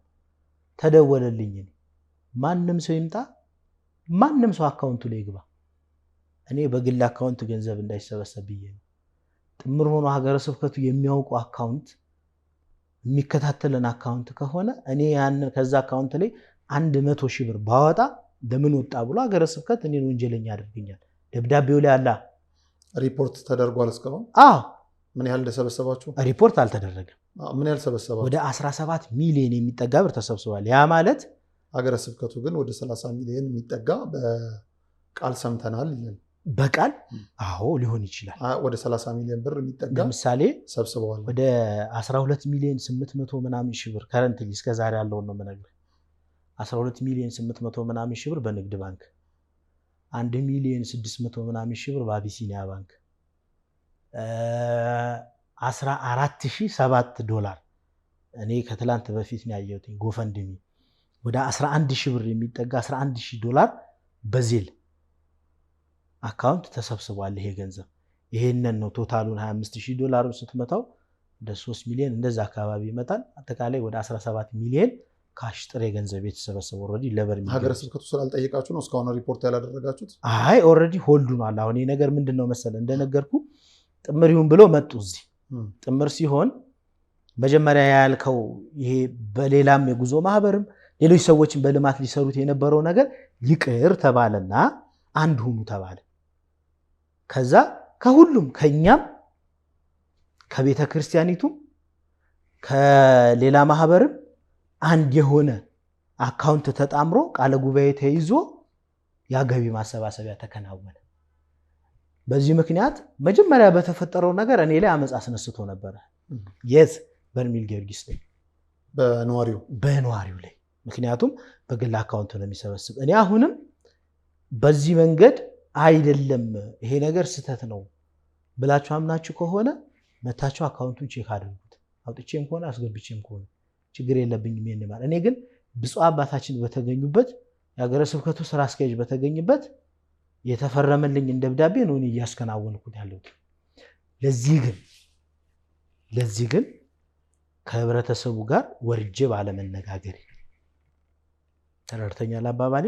እኔ እንዳካሄድ ነው ያየሁት። ልማት ይፈልጋል ህዝቡ፣ ተናግረናል የሚል መልእክት ነው የተነገረኝ የደረሰኝ። ወርደዋል። መጋቢት 20 ተወርዷል። ሚያዝያ 2 እና 3 ነው የተከናወነው ገቢ ማሰባሰቢያው። መጋቢት 20 የሀገረ ስብከቱ ስራ አስኪያጅም ሊቀ ጳጳሱም ወርደው ሀሳብ ሰጥተው ተነጋግረው ነው የመጡ። ኦልሬዲ በቃ ወኦን የሚል ትእዛዝ ነው የተላለፈልን። መሄድ ትችላላችሁ፣ መቀጠል ትችላላችሁ። ምን አይነት ልማት ነበር ልትሰሩ እናንተ የወሰዳችሁት? ምን አይነት ልማት መሰለ ነጋሽ? አሁን ኦልሬዲ መከፋፈሉ ቀርቷል ብያለሁ። ወደ አንድ መጥቷል። አንድ ሆናችኋል አሁን? አዎ ኦልሬዲ አካውንቱ ላይ ከወረዳ ቤተ ክህነቱም ከሌላ ማህበሩም ከምኑም ተዋቅሮ በ5 ሰው እንዲንቀሳቀስ ተደርጓል አካውንቱ። ተረድተኛል አባባል? በ5 ሰው እንዲንቀሳቀስ ተደርጓል አካውንቱ። ኦልሬዲ እንዲንቀሳቀሰው ተደርጓል፣ ግን ብሩ አይንቀሳቀስም። ብሩ እስካሁን ሆልዶ ታስሯል። ምንድነው እሱ ልትሰሩ የነበረው? ምንድነው ልትሰሩ የነበረው? የመጀመሪያ ስራችን የነበረ ቦታ ማስፋፊያ ነበረ። ለስንተኛ ጊዜ ነው ቦታ ማስፋፊያ የሚጠየቀው? ከዚህ በፊት ተጠይቋል እንዴ? የመንገድ ነው ምናምን ነገር ካሳ ምናምን ሲባል ሰምቻለሁ። በመንገድ ተብሎ ተሰብስቧል ከዚህ በፊት በሀገረ ስብከት በቤተክርስቲያኗ ሊሆን ይችላል። አይ ሚዲያ ላይ ተወጥቶ እንደዚህ እኔ እንጃ። ይህንን አላውቅም። እኔ በትክክል ማለት ሀገረ ስብከት ፈቅዶ ብፁዕ አባታችን የተገኙበት በርሜል ጊዮርጊስ ገቢ ማሰባሰቢያ የተደረገ ሚያዝያ 2 እና 3 ነው። በስነ ስርዓት አካውንት እየተዋወቀ እያንዳንዱ ነገር እየሄደ ማለት ነው። አይ እንደዛ ሳይሆን በይፋይ በሚዲያ ሳይሆን በአውደ ምሕረትም በጉዞም በምንም ላይ እንጃ ለገለ መንገድ ተብሎ ነው። ይህንን አላውቅም። ኢንፎርሜሽኑ አሁን ያ አዲስ ነገር ነው የምሬን ነው የምነግርህ። እሺ በዛ የተነሳ ኦልሬዲ ወደ አንድ መጥቶ የገቢ ማሰባሰቢያ ተካሄደ። በቃ ወደ ይሄን ታህል ሚሊዮን ብር ደርሷል አሁን ያለንበት ደረጃ ላይ ማለት ነው። ቦታ ማስፋፊያ ለምን አልክ ብትለኝ በርሜል ጊዮርጊስ ቦታ የለውም። ያኔ 2015 ላይ ከ20 ምናምን ሺህ ሰው በላይ እዛ ቦታ ላይ ነበር። ይሄ ሰው በየሜዳው በየምናምኑ ነበር የሚያርድ ነበር። በዚህ ምክንያት ለምሳሌ ከንጽህና ጉድለት አንጻር በሽታው ይከሰታል። አተት ወረርሽኝ። እኛ ስር ነቀል የሆነ አተትን ለማጥፋት መጀመሪያ ሰማዕቱ ቅዱስ ጊዮርጊስ ገቢ ማሰባሰቢያውም ላይም ነበር ካንተ አንደኛው የበርሜል ጊዮርጊስ ከዛ ከቦታው የመጣ ሰው አሁን ቤተልሔም እየተሰራበት ያለበት ቦታ ላይ ቤተልሔም ነበር የበፊቱ። እዚህ ጋር ከ10 ሜትር ርቀት የግለሰብ ቤት አለ። ከቤተልሔሙ 10 ሜትር ርቀት ማለት ነው የግለሰብ መሬት። ግለሰብ ማለት እኔ እናንተ ነን። ሚስት ትኖርሃለች፣ ልጆች ይኖርሃል፣ ምግብ ታበስላለህ። ፊት ለፊት ላይ ቤተልሔም አለ። አንድ ጉምዝ 2015 ዓመተ ምህረት አተቱ እንደተከሰተ ይህንን ሁሉም የአካባቢው ማህበረሰብ ያውቃል። ሰውየው ሃይማኖት የለውም፣ ግን የዛ አካባቢ ሌላ ጉምዞች ምናምን የሚባሉ አሉ እዛው በርሜል ላይ የሚኖሩ። በህልሙ 2-3 ጊዜ እየመጣ በጦር አስፈራራው የሆነ በፈረስ። ከዛ ምንድነው ብሎ ባብቶ ተነስቶ ወጣ። እውነተኛ ታሪክ ነው የምነግርህ። በሁለተኛ ቀንም መጣበት። ተናገር፣ ሂድና ተናገር፣ ይህንን ነገር ተናገር፣ ቤቴን አጽዱልኝ፣ ከዚህ መልስ ያለው ቦታ የኔ ቦታ ነው። አልገባውም ይሄ ሰውዬ። አሁንም ዝም ብሎ በሶስተኛ ቀን ላይ ግን ጦሩን አንስቶ አለ ሲናገር ሊወጋኝ እንደዚህ አንገቴ ጋር አድርሶ ካልተናገርክ እወጋሃለሁ ሲለኝ ኧረ እናገራለሁ ብሎ ወዲያው የተወሰነ አካባቢ ማህበረሰብ ካህናቱን ዲያቆናቱን ይሰበስብና አማርኛው ኮልተፍ ያለ ነው። ቅዱስ ጊዮርጊስ እንዲህ ብሏል። እዚህ ጋር የስዕሉ ላይ የምታዩት በፈረስ ያለው ሰውዬ እንዲህ ብሏል። ከዚህ ጋር ጀምሮ ያለውን ቦታ አጽዱልኝ። 2015 ነው የምነግርህ። ይሄ የኔ ቦታ ነው፣ አጽዱት፣ ይሄን ቦታ አጽዱት፣ የኔ ቦታ ነው። በቃ ሰውን ከዚህ ቦታ አጽዱ፣ እጠሩና ከልሉልኝ ብሏል። ተናገር ተብሎ ነው እሱ ብሎ በእንዲህ አይነት አማርኛ እሱ ተናገር ተብሎ ነው ይሄንን የምናገር። እያስፈራራ ሊገለኝ ሲመጣ ነው እንደዚህ የምናገር። ይሄንን ባታደርጉ ግን ከዚህ በኋላ ገና መቅሰፍቴ ይቀጥላል የሚል ካህናቱን ዲያቆናቱን የአካባቢውን ማህበረሰብ በወቅቱ የነበሩ አገልጋዮችም ሰምተው አለ ለታሪክ የሰውያውን እዛ ቦታ ላይ የሚኖር ግን ኦልሬዲ ቋንቋ ምንም እንትን ስለማይል ኦልሬዲ እነሱ ሃይማኖትም ኦርቶዶክስም አይደለም ልጁ። የሚገርም ነገር በዚህ መልኩ መልእክት ሲመጣ እኛ ከ2015 ጀምሮ ያ ቦታ እንዲሰፋ ሰፍቶ ለቅዱስ ጊዮርጊስ እንዲሆን ብዙ ሙከራዎችን በግልም እናደርጋለን። አሁንም የሄድንበት አካሄድ ይሄ ነው። እኛ 17 ሚሊዮን ብር ስንሰበስብ 17 ሚሊዮን ብር ባለው ቦታ ላይ እንስራ ብንል በጣም ሲምፕል ነው። የሆነ ነገር አድርገህ 2-3 ሺህ የሚይዝ ሰው አዳራሽ መስራት ትችላለህ። ሽንት ቤቶች መስራት ትችላለህ። ኖ ያ ነገር አሁን በሽታውን ሊያስታግሰው አይችልም። ስለዚህ በሽታው መጀመሪያ እዚህ አካባቢ ያለውን ነገር እናጽዳ። ስለዚህ ብሩ ለዛ ይውላል ነው በቃ። ብሩ ቀጥታ ብሩ ዋጋ እያጣ ስራው ደግሞ እየገዘፈ አልመጣባቸው። ምክንያቱም እዛ አጣዳፊ ነገር አለ። ብሩ በባንክ ተቀምጧል። ያው ከዕለት ተዕለት እየወረደ ነው የሚመጣ የብር የመግዛት አቅምና አጭር ምላሽ ምንድን ነው እሱ ላይ እዚህ ላይ የምታስቡት? ጥሩ ነው። አሁን በዚህ ጉዳይ ላይ አሁን ሀገረ ስብከቱም ታች ያሉ ሰበካ ጉባኤዎችም እየተወያዩ ነው። ምን ቀድሞ ምን ይሰራ፣ ቀድሞ ምን ይደረግ፣ ውሃ ይቆፈር፣ ሌላም ነገር ይደረግ፣ ካልሆነ ደግሞ ገንዘቡ አሁን በዚህ ሰዓት ልማት አያስፈልግም፣ ገንዘብ ወደ ቤተክርስቲያኒቱ ቋት ይመለስ የሚል ሀሳብ ክርክር ላይ ነው ያለ። የጳጳሳት መኖሪያንም እናንተ ናችሁ የምትሰሩት? አዎ የጳጳሳት ማረፊያ አለ። ይሄ ፌዝ አለው። ለምሳሌ ወለ ፌዝ አለው፣ ስቴፕ አለው። እኛ አሁን የጳጳሳት ማረፊያ አሁን የምንሰራበት ወቅት አይደለም። መጀመሪያ ውሃ ነው የምንቆፍረው። ብዙ የሚያስፈልግ ነገር እያለ ቦታ ነው በቃ። አሁን ለቅዱስ ጊዮርጊስ የሚያስፈልገው ነጋሽ እውነቱን ልንገር፣ አሁንም ቢሆን ማለት ነው ያ ቦታ ከዛ ቦታ ላይ ሰፍቶ ያን ቦታ በደንብ አድርገን ማስፋፊያ ካልያዝንለት ምንም አይነት ልማት ብትሰራ የምትፈልገውን ያህል ህዝብ ወስደ ያኔ ለምሳሌ አሁን እኮ ባለው የሀገሪቱ ኮንዲሽን ሰው እኮ አይሄድም ወደዛ ቦታ አይሄድም። ግን ለምን የሚሄደው ሰው በጣም ውስን ነው። እሺ ሰላም ሁኖ ከዚህ በላይ ህዝብ ቢሄድስ? እንደው ከዚህ በላይ የሄደበት ጊዜ እኮ አለ። ያ ህዝብ ለጊዮርጊስ እንዴት አነሰ? አልሰጠም ማለቴ አሁን ሚያዝያ 2 እና 3 ብላችሁ የለመናችሁት ኦፊሻል ነው። ምንድነው የሚውጠው እዛ የሚገባውን ብር? ታግዷል እንግዲህ አካውንቱ። አይ የት መቃብር ውስጥ ነው የሚገባው? በርሜል ጊዮርጊስ የሚገባ ብር የት ነው የሚገባው? ይሄ ለኛም ጥያቄ ነው፣ ለኔም አሁን ጥያቄ ነው። እኔ ኦፊሻል የሰበሰብኩት በህጋዊ መንገድ ማለት ነው ወጥቼ በሚዲያ አስተዋውቄ የሰበሰብኩት 17 ሚሊዮን ብር ማለት የዶላሩን ጭምር ነው የምነግርህ አለ እሱ ብር። ሰማዕቱ ቅዱስ ጊዮርጊስ ስለ እውነት የለህማ ይሄንንማ ካላጸዳ እንዴ አፈር በሚባል ደረጃ አፈር መቁጠር በማይቻልበት ደረጃ ብር የሚገባበት ቤተክርስቲያን ነው። በጣም ልክ እንደ አፈር ህዝብ ዶላሩን፣ ዩሮን፣ ብሩን ስጥ ሳይሆን ህይወቱን ስጥ ሲባል ለምን ማይል ምእመን ያለበት ቦታ ነው። አንዳንድ እህቶች በተለይ እህቶች በጣም ያሳዝናሉ ሲደወልልን። እንግዲህ ባለ ለኢንተርቪው ብዙ ሰው ስናወራ ሰምተሃል። ቤተሰቤ ሳይሰማ የሚሉ አሉ። በጣም ቤተሰቤ ሳይሰማ መጥቼ 3 ወር ቆይቼ ተመልሻለሁ፣ 2 ወር ቆይቼ ተመልሻለሁ።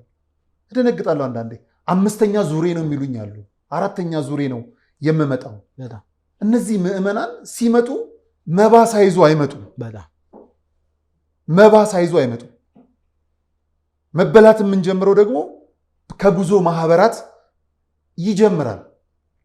በጉዞ ላይ እዛ የምናርፍበት ቦታ አንዳንዱ ማስታወቂያ የሚመለከታቸው ሲመጡ እናነሳለን ብለን ቀጥታ ከተጠየቁት ከአውሮፕላን ቀጥሎ በምድር ምቹ ከሆኑ ባሶች ውስጥ ነው የምትሄዱት እንባልና የተሰበረ ወንበር ላይ ነው የምንቀመጠው። ከዛ ይጀምራል።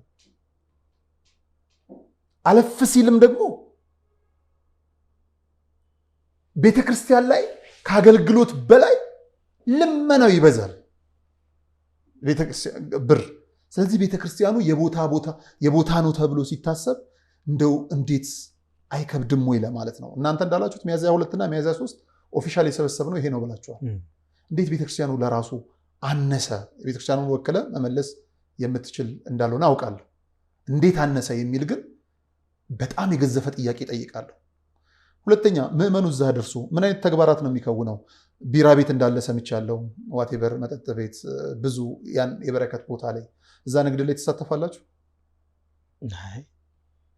የላችሁም ንግድ? እኔ ቢራ ቤት የለኝማ። ቢራም አልጠጣም። 3 ዓመት ነው ቢራ ካቆምኩ። እኔ ቢራ የማልጠጣውን ነገር እንዴት ብዬ ልነግድ ይችላል? ያው ትንባሆ ፋብሪካው ስራ አስኪያጁ አያጨስም አሉ፣ ግን የሚያጨሱት ይሸጣል የሚባል ነገር ሰምተናል። እኔ ቢራ ፋብሪካ የለህም? እዛ ምን ንግድ አለህ? እዛ ምን ንግድ አለህ? እዛ የት? እዚህ እዛ እኔ ምንም ንግድ የለህም? ኦኬ። ምግብ፣ ሌሎቹ ነገሮች እንዴት ነው የሚያገኙት? እዛ እኔ ወስዳለሁ፣ ሰውን አድርሼ አዳራሽ ውስጥ አስቀምጬ በአግባቡ ነው። ቅድም ያነሳው ነጥብ አለ።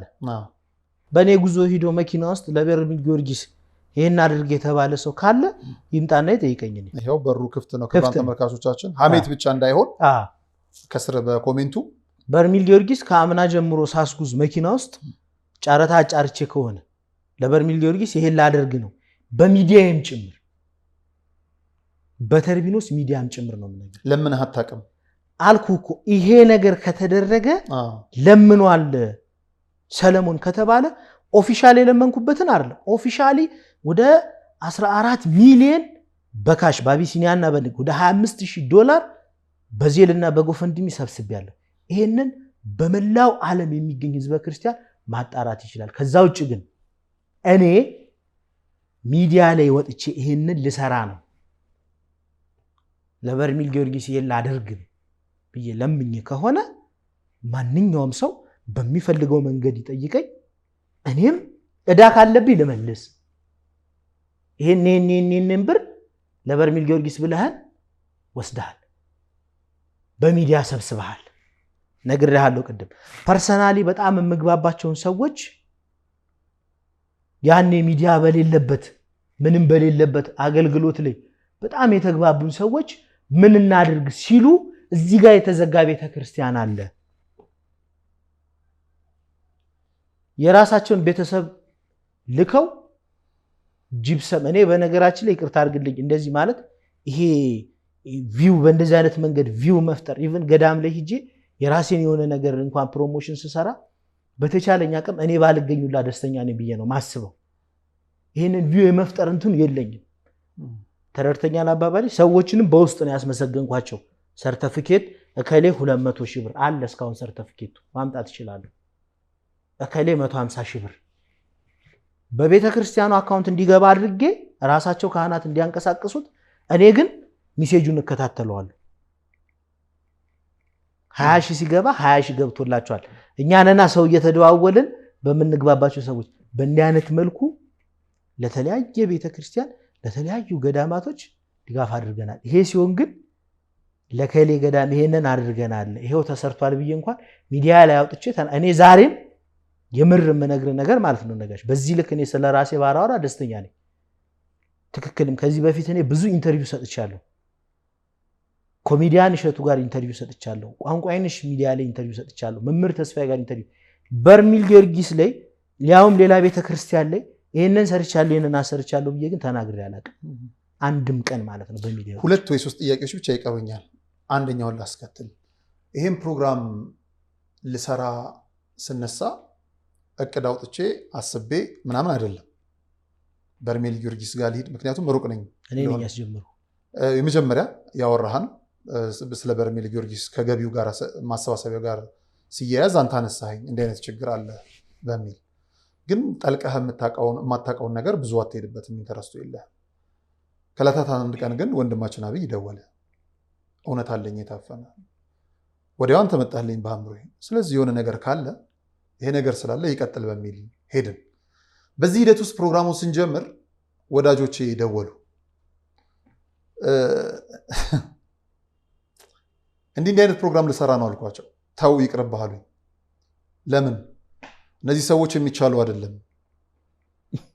የብር አቅማቸው ባንኩን የሚነቀንቅ፣ የክፋት ልቦናቸው የመሳሪያ ጣት የሚያስመዝዝ ነው። ልጆች አሉህና ልጆችን አሳድግ፣ ወጣት ነህና ሮጠህ ጥገብ፣ የማይሆን ነገር ውስጥ አትግባ አሉኝ። እንግዲህ በበርሜል ጊዮርጊስ ጋር ጥቅም አላቸው ተብሎ የሚታሰቡ አካላት ናቸው።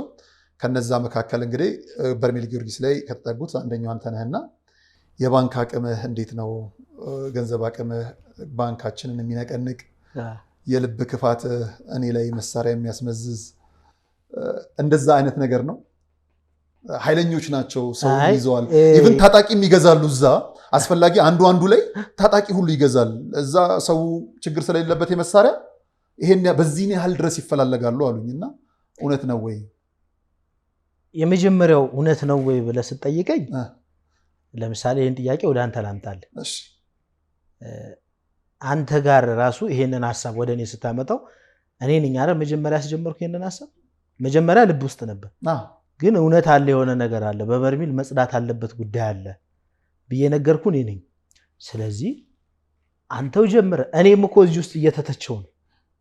አሁን እኮ እኔ ነገሩን ስናሳጥረው በበርሜል ጊዮርጊስ አንዱ ላይ ማህበራቱ ጭምር ታጣቂ ያሳደማል፣ ያስገዛል። ተወሱን እሱ አሁን ይኸውልህ ልነግርህ ነው። እሱ አሁን ይባላል ሲሆን ማለት በነገራችን ላይ ይሄን ያሉኝ አገልጋዮች ናቸው፣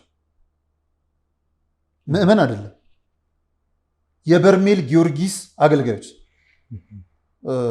ሰውል ምንድነው እሱ ከባለቤቱ ያወቀ ባዳ ነው ይላል። እንደዛ ነው። አንዳንዱ ሲያሻፍፈውም ሌላ ነው ይላል።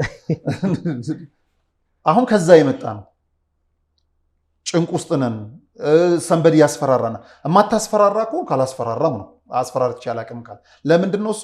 እኔ አሁን አስፈራርተሃል ብዬ አላመጣልህም፣ ግን አስፈራርቶኛል ብሎ የሚመጣ አይ አላስፈራራኝም ብሎ ደግሞ የሚመሰክር ምእመን ስላለንም ጭምር ነው።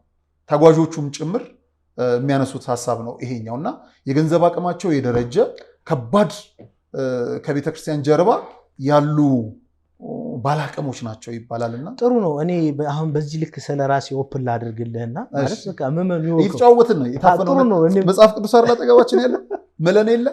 ለዛ ነው እኔም በልቤ ያለውን ሳላወጣ አልሄድም፣ አንተ ጋርም ያለውን ሳልጠይቅ አልመለስም። ጥሩ ነው ነጋሽ፣ ይሄንን ነገር እንደነገርከኝ አሁን ለህዝቡ እንደተናገርከው እኔ ነኝ ያስጀመርኩ ይሄን ጉዳይ። በቃ ነገሩ ድፍርስርሱ ይውጣ ይጥራ።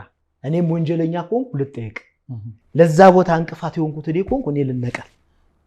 ለዛ ቦታ እንቅፋት የሆነ ሰው ካለ ደግሞ ይነቀል። አሞኛል፣ እኔ እንቅልፍ አሳጥቶኛል የበርሜል ጊዮርጊስ ጉዳይ። ምክንያቱም እኔ ስልክ ላይ የሚደወል ስልክ እንባ የሚያስመጣ ነው።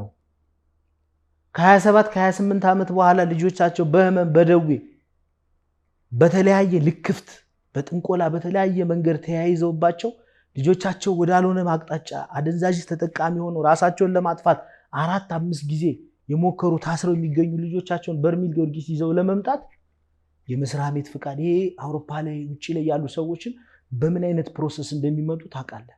የ2 ዓመት የ3 ዓመት እቅድ ይዘው ነው የሚመጡት። በጣም አነሰ ከተባለ የ1 ዓመት የባሰበት ሲባል ደግሞ እኔ ማውቀዋለሁ 3 ቤተሰብ 1.1 ሚሊዮን ብር የቲኬት ከፍለው ከአሜሪካን የመጡ ሰዎች ማለት ለአንዲት ልጃቸው ብለው ለ3 ሰው ከነቪዛው ምናምን የሚገርም ነገር ማለት የነዚህ ሰዎች ችግር ስሰማ ደብሮኛል። ነጋሽ ነገሮችን በምንችለው መንገድ አብረን እናስኪደው አለው በምትፈልገው መንገድ እኔ መጠየቅ ካለብኝ እንደነገርኩ እንደዛ ነው። ከዛ ውጪ እኔ በትክክል 2000 ማለት እሸቱ ላይ ምን ተናግሬያለሁ። ከ2015 በፊት የነበረ ላይፍ ትክክለኛ ያልሆነ ላይፍ ነው። ቀደም ስናወራው ነበር ከካሜራ ጀርባ ራሱ በእንዲህ አይነት መንገድ ለምሳሌ አንደኛው የቤተሰብ አካል ከሰው ጋር ሲጣላ እኔ መሳሪያ ወጥቼ መገዛለ ሰው ነበር። ያንን መሳሪያ ሽጬ ነው እኔ ጉዞ የጀመርኩት። ትክክል እንዳልሆነ ጊዮርጊስ ገልጾልኝ ጊዮርጊስ ከመሄዴ በፊት ነው ያናደረኩት። ተረድተኛል አባባል።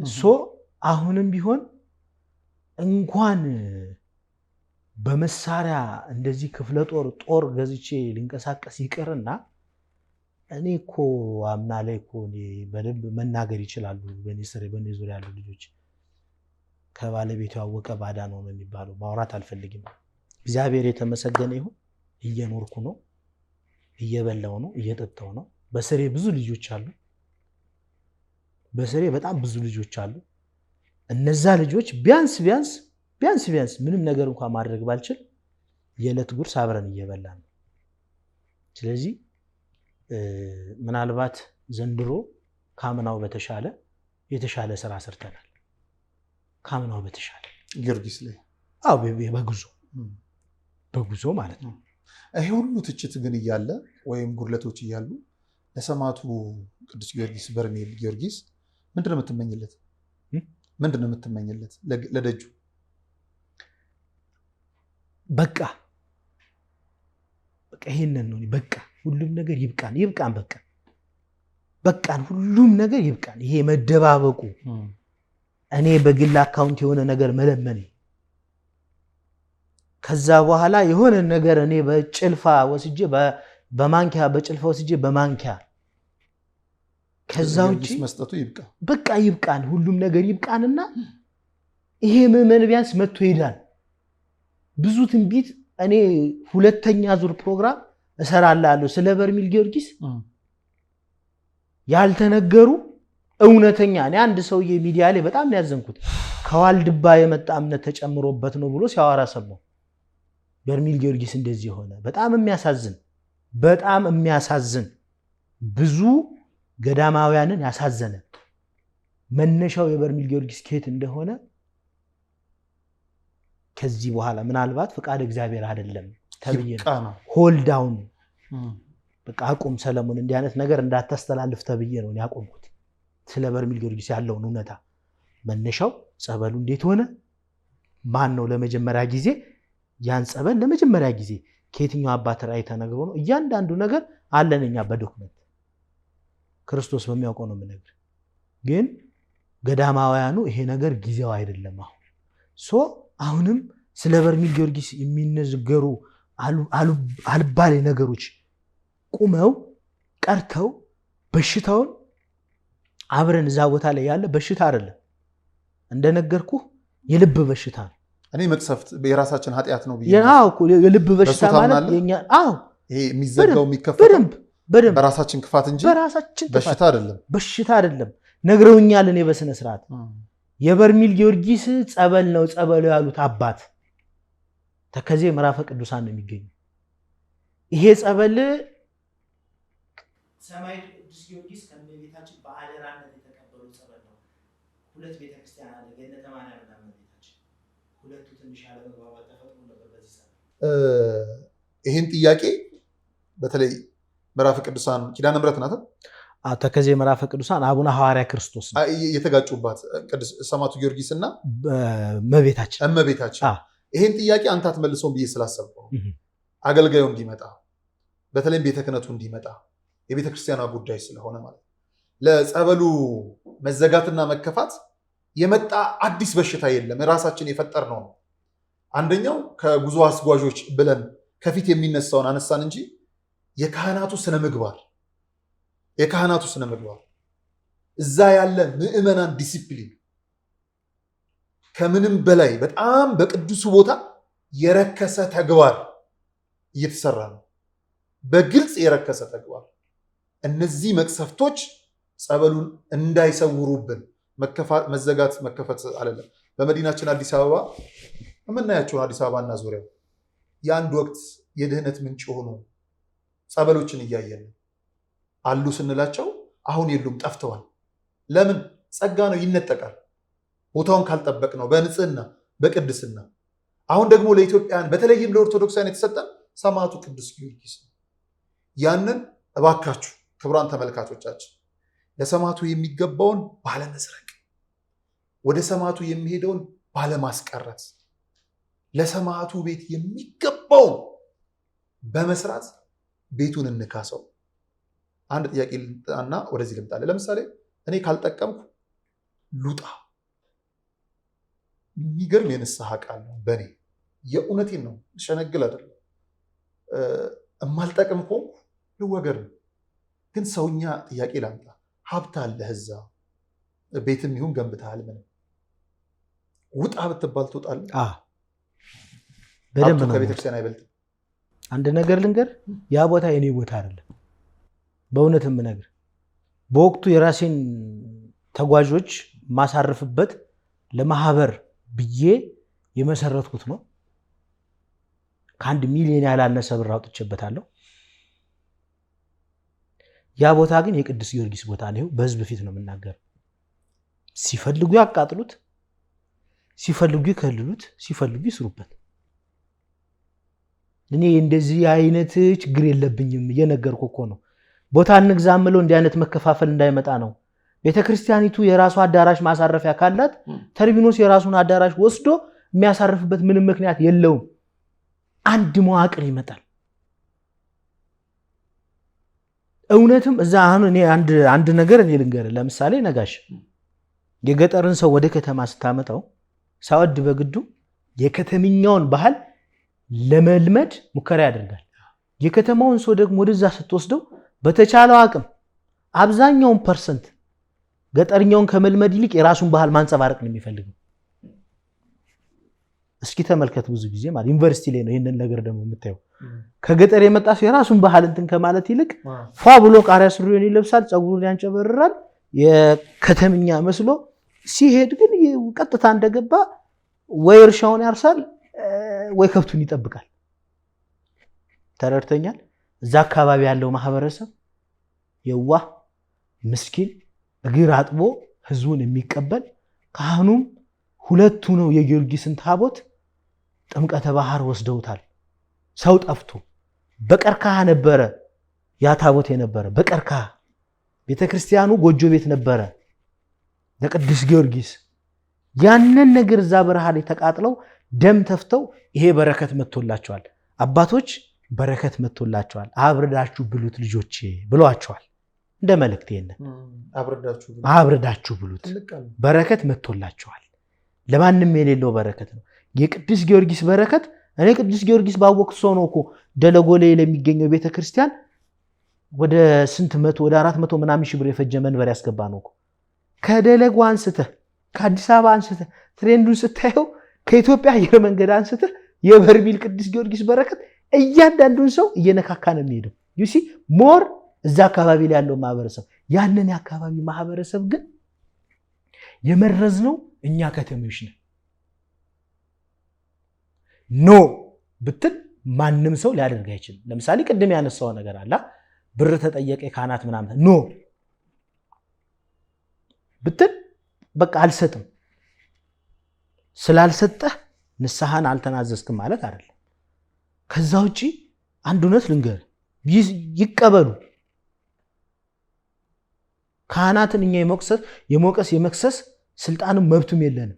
ደም ተፍተው ነው ለካህናቱ የተሻለ ደሞዝ፣ የተሻለ ነገር፣ የተሻለ ማረፊያ፣ የተሻለ ቤት፣ የተሻለ ነገር ብታደርግለት አገልግሎቱን ቀጥለጥ አድርጎ ያገለግላል። አይ ንስሐ በነፃ ነው አይደለም፣ ገብቶኛል። ይከፈላል እያልኩ አይደለም እኮ ገብቶኛል። እንደው እንትን እንዳይሆናቸው እሱ ጊዮርጊስ ብቻም አይደለም መዲናችን አዲስ አበባም ላይ በደንብ ስለጠቀስ ነው የሄደ ትሬንድ ስለሆነ ነው። ተረዳኸኝ? ሰው ልዳን እያለ አዳኙ እኮ እግዚአብሔር ነው። እግዚአብሔርን ሸውደ ገንዘብ ካልሰጠኸኝ አትድንም አይባልም። እግዚአብሔር ለንስሐ የመጣ ጊዜ ነው ልብን የሚያየው መጀመሪያ ላይ፣ በተለይ እንደዚህ ገንዘብ የሚጠቀምበት ላይ ምን ትፈልጋለህ? ምን አይነት ትፈልጋለህ ስል ይብቃ ነው ያልከው ነገሩ። የመጨረሻ ጥያቄ አንተ ከሌለህ በቀር አንድ የምጠይቅህ እንዲህ ብጥብጥ ሲል ሰው አንተ ጋር ሲደውል አንተ የወሰድካቸው ዋቴቨር ቁጭ ብለን መቼም ሰውነንና ማታ ስናይ አንዳንድ ነገሮች አሉ። ይህን የመሰለ የበረከት ቦታ የሰማዕቱ ቦታ እንዲህ በመሆኑ ደግሞ ምን ይሰማል? ቅድም የምትፈልገው ነው ለሰማዕቱ ቤት ምን ይሰማሃል? እንደሰው እኔ እንደነገርኩ ቅዱስ ጊዮርጊስ ከጉራንጉር ውስጥ ነው ያወጣኝ። ይሄን ማህበር ያስጀመረኝም እሱ ነው። ስሙም የሱ ነው። ተርቢኖስ ማለት የቅዱስ ጊዮርጊስ ስም ነው። ከዛው የተወጣጡ ልጆች ናቸው የሚያገለግሉት። አሁንም ቅዱስ ጊዮርጊስ እኔን በብዙ ነገር ጠቅሞኛል። በብዙ ነገር ኢኮኖሚካሊ፣ ሶሻሊ፣ ይሄ በማይንድ ሴት አድርጎኛል፣ ሰርቶኛል ሰማዕቱ ቅዱስ ጊዮርጊስ እኔን። ስለዚህ ይሄ ሁላ ነገር እያለኝ ዝም በማለቴ ቆጨኝ ነበር፣ እንቅልፍ ይነሳኝ ነበር፣ እውነት ለመናገር ማለት ነው። ዝም በማለቴ በተቻለኝ አቅም ግን እያንዳንዱን ነገር ለመናገር ሙከራ አድርጌያለሁ። አሁንም ወደ እንደዚህ አይነት ስቴፕ ውስጥም የገባ ነው መነሻው እኔ ነው። ይህንን አንተም እኔም እናውቀዋለን እንደ ምክንያት ማለት ነው። ስለዚህ ምናልባት ያለፈው አልፏል። ከዚህ በኋላ ግን ሰማዕቱ ቅዱስ ጊዮርጊስ በእውነት ነው የምነግርህ፣ ዛሬም ጸበሉ ይፈሳል። እኔ ግልጽ ልንገርህ ነጋሽ፣ 2015 ላይ ሲታጠን ጸበሉ ሲታጠን አባቶች ጸሎት ሲያደርጉ 4 ጊዜ የሚወጣበት ጊዜ ነበር። እንደው 4 ያለ ወረፋ ገብታ በረዶ የተፋበት ጊዜም ነበር። እንዲህ ባይን ያየሁትን ነው ነገር በረዶ እንደዚህ ቡፍ ብሎ የሆነ በረዶ ተፋ። 2 ወጥቶ በ3ኛው የቆመበትም ጊዜ ነበር። በትክክል ትርጉም ያለው ነው። ለዚህ ደግሞ ጸበሉን የተረዱ ሰዎች አሉ። ቤተክርስቲያኒቱ ብዙ ሰዎችን እዛ ቦታ ላይ ትደግፋለች።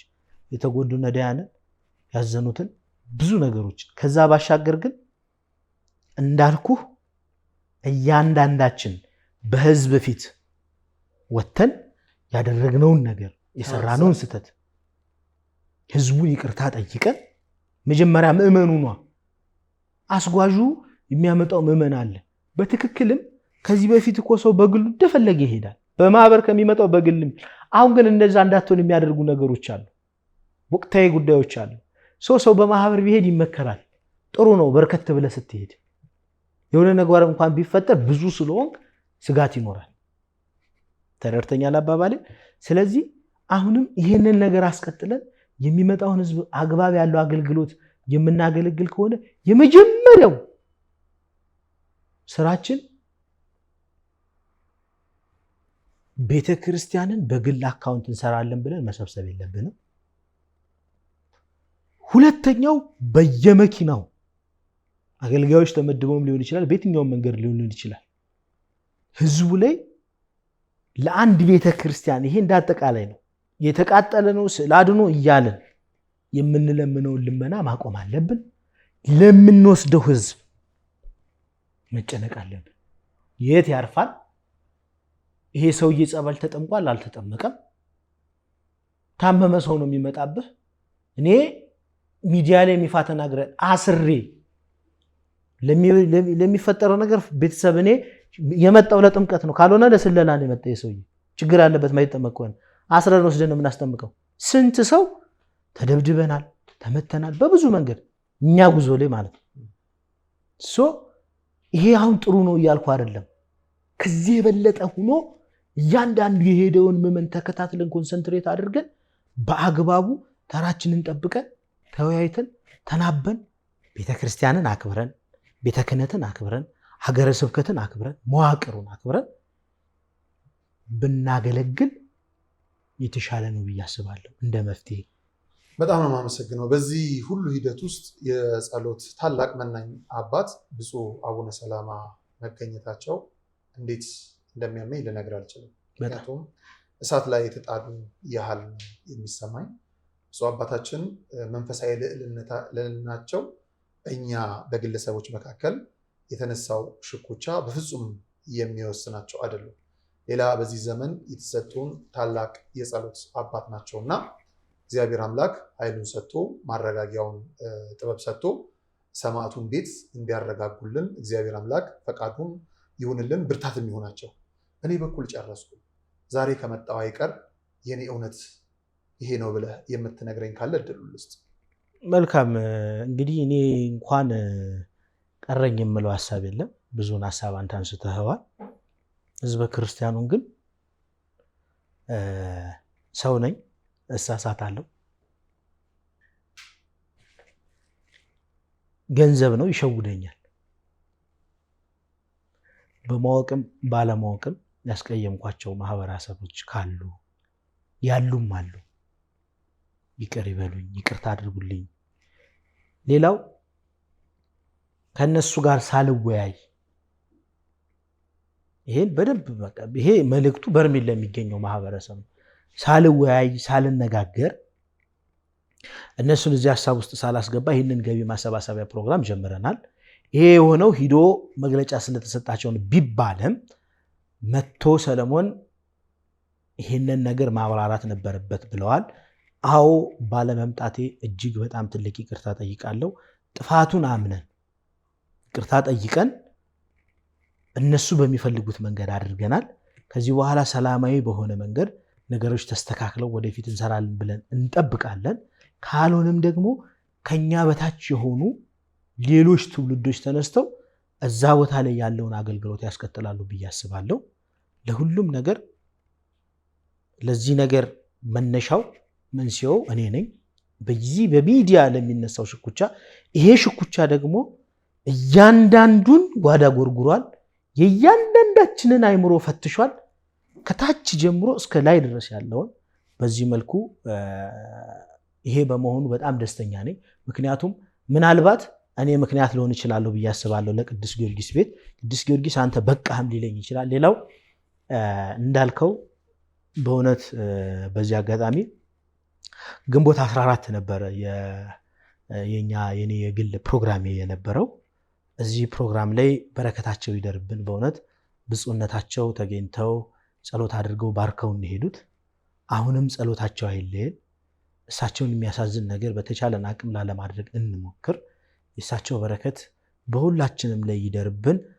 ማክበር ያለብንን አካል አክብረን መንቀፍ ያለብንን ችግር ነቅፈን ይቅርታ መጠየቅ ያለብንን አካል ይቅርታ ጠይቀን ስህተቶቻችንን አርመን እውነቱን አውጥተን ያችን ቤተክርስቲያን ነፃ እናውጣት። በርሜል ጊዮርጊስ የብዙዎች መዳኛ ስለሆነ ይሄ የመጨረሻው መልእክቴ ነው።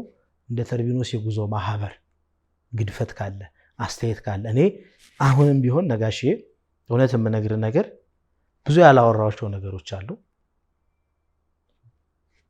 ብዙ ነገሮች ማለት ነው። እነዚህ ነገሮች በሌላ ጊዜ በሌላ ወቅት ቀጠሮ ይዘን መተን ከህዝቡ ጋር በንጹህ ልቦና በደስታ የምናወራው ነገር ስለሆነ ሮብ ዕለት በሚገኘው የላይቭ መርሃ ግብር ላይ እንደ እግዚአብሔር ፍቃድ ለዛሽ ቀን ሰማዕቱ ቅዱስ ጊዮርጊስ ያድርሰን። ተገኝተን አስተያየቶቻችንን እንትላለን። ያላችሁን በእኔ ዙሪያ ላይ ያላችሁን አስተያየት ደግሞ በሱም ስልክ በኮሜንትም ስጡን። ስድቡንም ለመቀበል ጥሩ አስተያየቱንም ለመቀበል ዝግጁ ነኝ ለማለት ወዳለሁ። እግዚአብሔር ይስጥልኝ። እንግዲህ ቅዱስ ጊዮርጊስ ያግዘን። አንተም በዚህ አጋጣሚ ሳላደንቅ ማለፍ አልፈልግም ነጋሽ። እውነት የተባለውን የጥይት ማህበርም የተባለውን ዛቻም ችለህ ወንድ የሆነ ሰው ይምጣ የፈለገውን ያድርግ በቅዱስ ጊዮርጊስ ድርድር የለኝም ብለህ ይህንን መርሃ ግብር ስላስጀመርክልኝ ለኔም በጣም ደስተኛ ነኝ። ሁሉም ነገር በመልካም እየሄደ ነው ብዬ ነው የማስበው። በውጭ ያላችሁ ሰዎች ምንም ከዚህ በኋላ ልትመጡ ነው ተብሎ ምናልባት የመንገድ ሁኔታ የዝናብ ችግር ካላስቸገራችሁ በስተቀረ በርሜል ጊዮርጊስ መምጣት ፈልጋችሁ ተዘግቷል የሚል ዜና የማትሰሙበት ጊዜ ቅርብ ነው። በተስፋ ጠብቁ፣ በጸሎት አግዙን። እግዚአብሔር ይርዳን፣ እናንተንም እግዚአብሔር ይርዳችሁ እላለሁ። አመሰግናለሁ። አሜን። የልብ ደስታ በምን እንደሚገለጥ አላቅም፣ ለምን እንደሆነ አላቅም። በጣም ነው ደስ ያለ። የሁሉ ማሰሪያው ይቅርታ ነው። በቤተክርስቲያን ውስጥ አንዳንድ ይቅርታዎች የለበጣ ሲሆኑ እናደዳለን።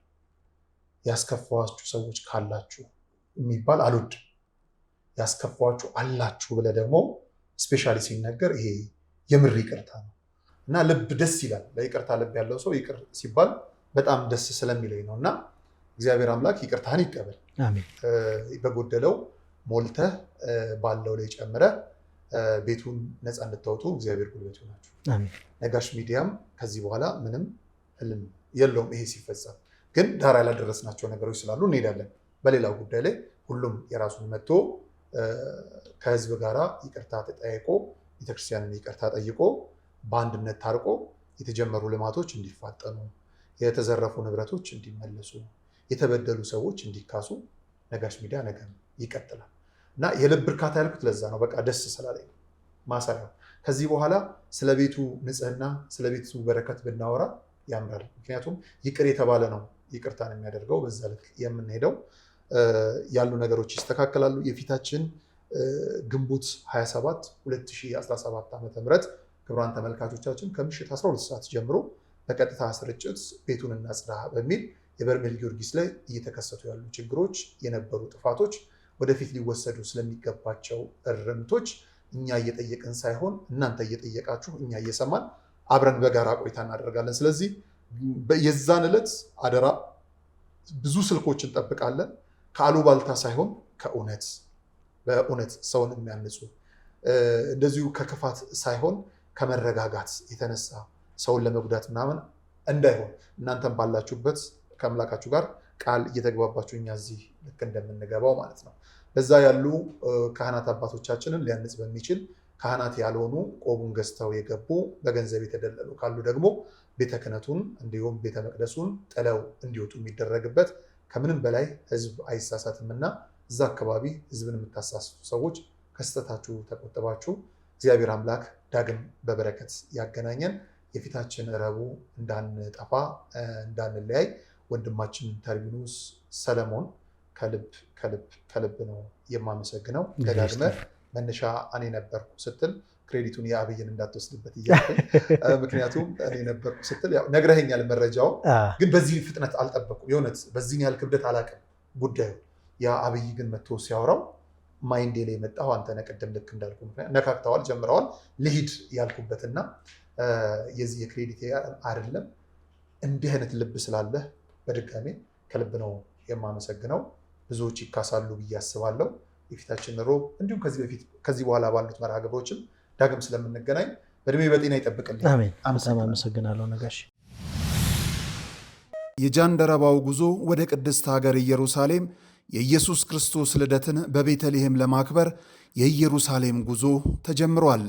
በኅዳር ወር በግብፅ ቆይታችን አባታችን ቅዱሱ ሙሴ 10ቱን ሕግጋተ እግዚአብሔር ወደ ተቀበለበትና የካህኑ አባታችን አሮን ያረፈበት መካነ መቃብር እንዲሁም እሳትና ልምላሜ የሥጋና የመለኮት መዋሃድ ምሳሌ የሆነው ዕፀ ጳጦስ ያለበት ቅዱስ ስፍራ የሆነውን የሲና ተራራ፣ ተንጠልጣዩ ቤተ መቅደስ መካነ ማልቃ እመቤታችን ለአባ አብርሃም ሶርያዊ የተገለጠችበት ቅዱስ ስፍራ፣ ታምረ ማርያም የተጻፈበት ጥንታዊ የግብፅ ቤተ መቅደስ፣ እመቤታችን በስደቷ ወቅት ያረፈችባቸው ቅዱሳን መካናት፣ የስምዖን ጫማ ሰፊው ገዳም፣ ገዳማታ አስቄት፣ አባ መቃርስ፣ አባ ብሾይ የሶርያን ገዳማት፣ የሰማዕቱ የቅዱስ ሚናስ ገዳምን ጨምሮ በርካታ ቅዱሳን ስፍራዎችን እንሳለማለን። እርሶም በእኚህ ቅዱሳን ስፍራዎች ተገኝተው ለመብርሃን የልብውን ነግረው በበረከት ይሞሉ ዘንድ የእግዚአብሔር አምላክ ቅዱስ ፈቃድ ይሁንልዎ እያልን በቀረን ጥቂት ቦታ ፈጥነው ይመዝገቡ። ዮድ አቢሲኒያ አስጎብኝና የጉዞ ወኪል። አድራሻ ቦሌ ብራስ ዮድ አቢሲኒያ የባህል ምግብ አዳራሽ ግቢ ውስጥ። ለበለጠ መረጃ በ0913 27 44 41 በ0927 3566 53 አሊያም በ0927 3566 54 ይደውሉ። የጃንደረባው ጉዞ ወደ ቅድስት ሀገር ኢየሩሳሌም።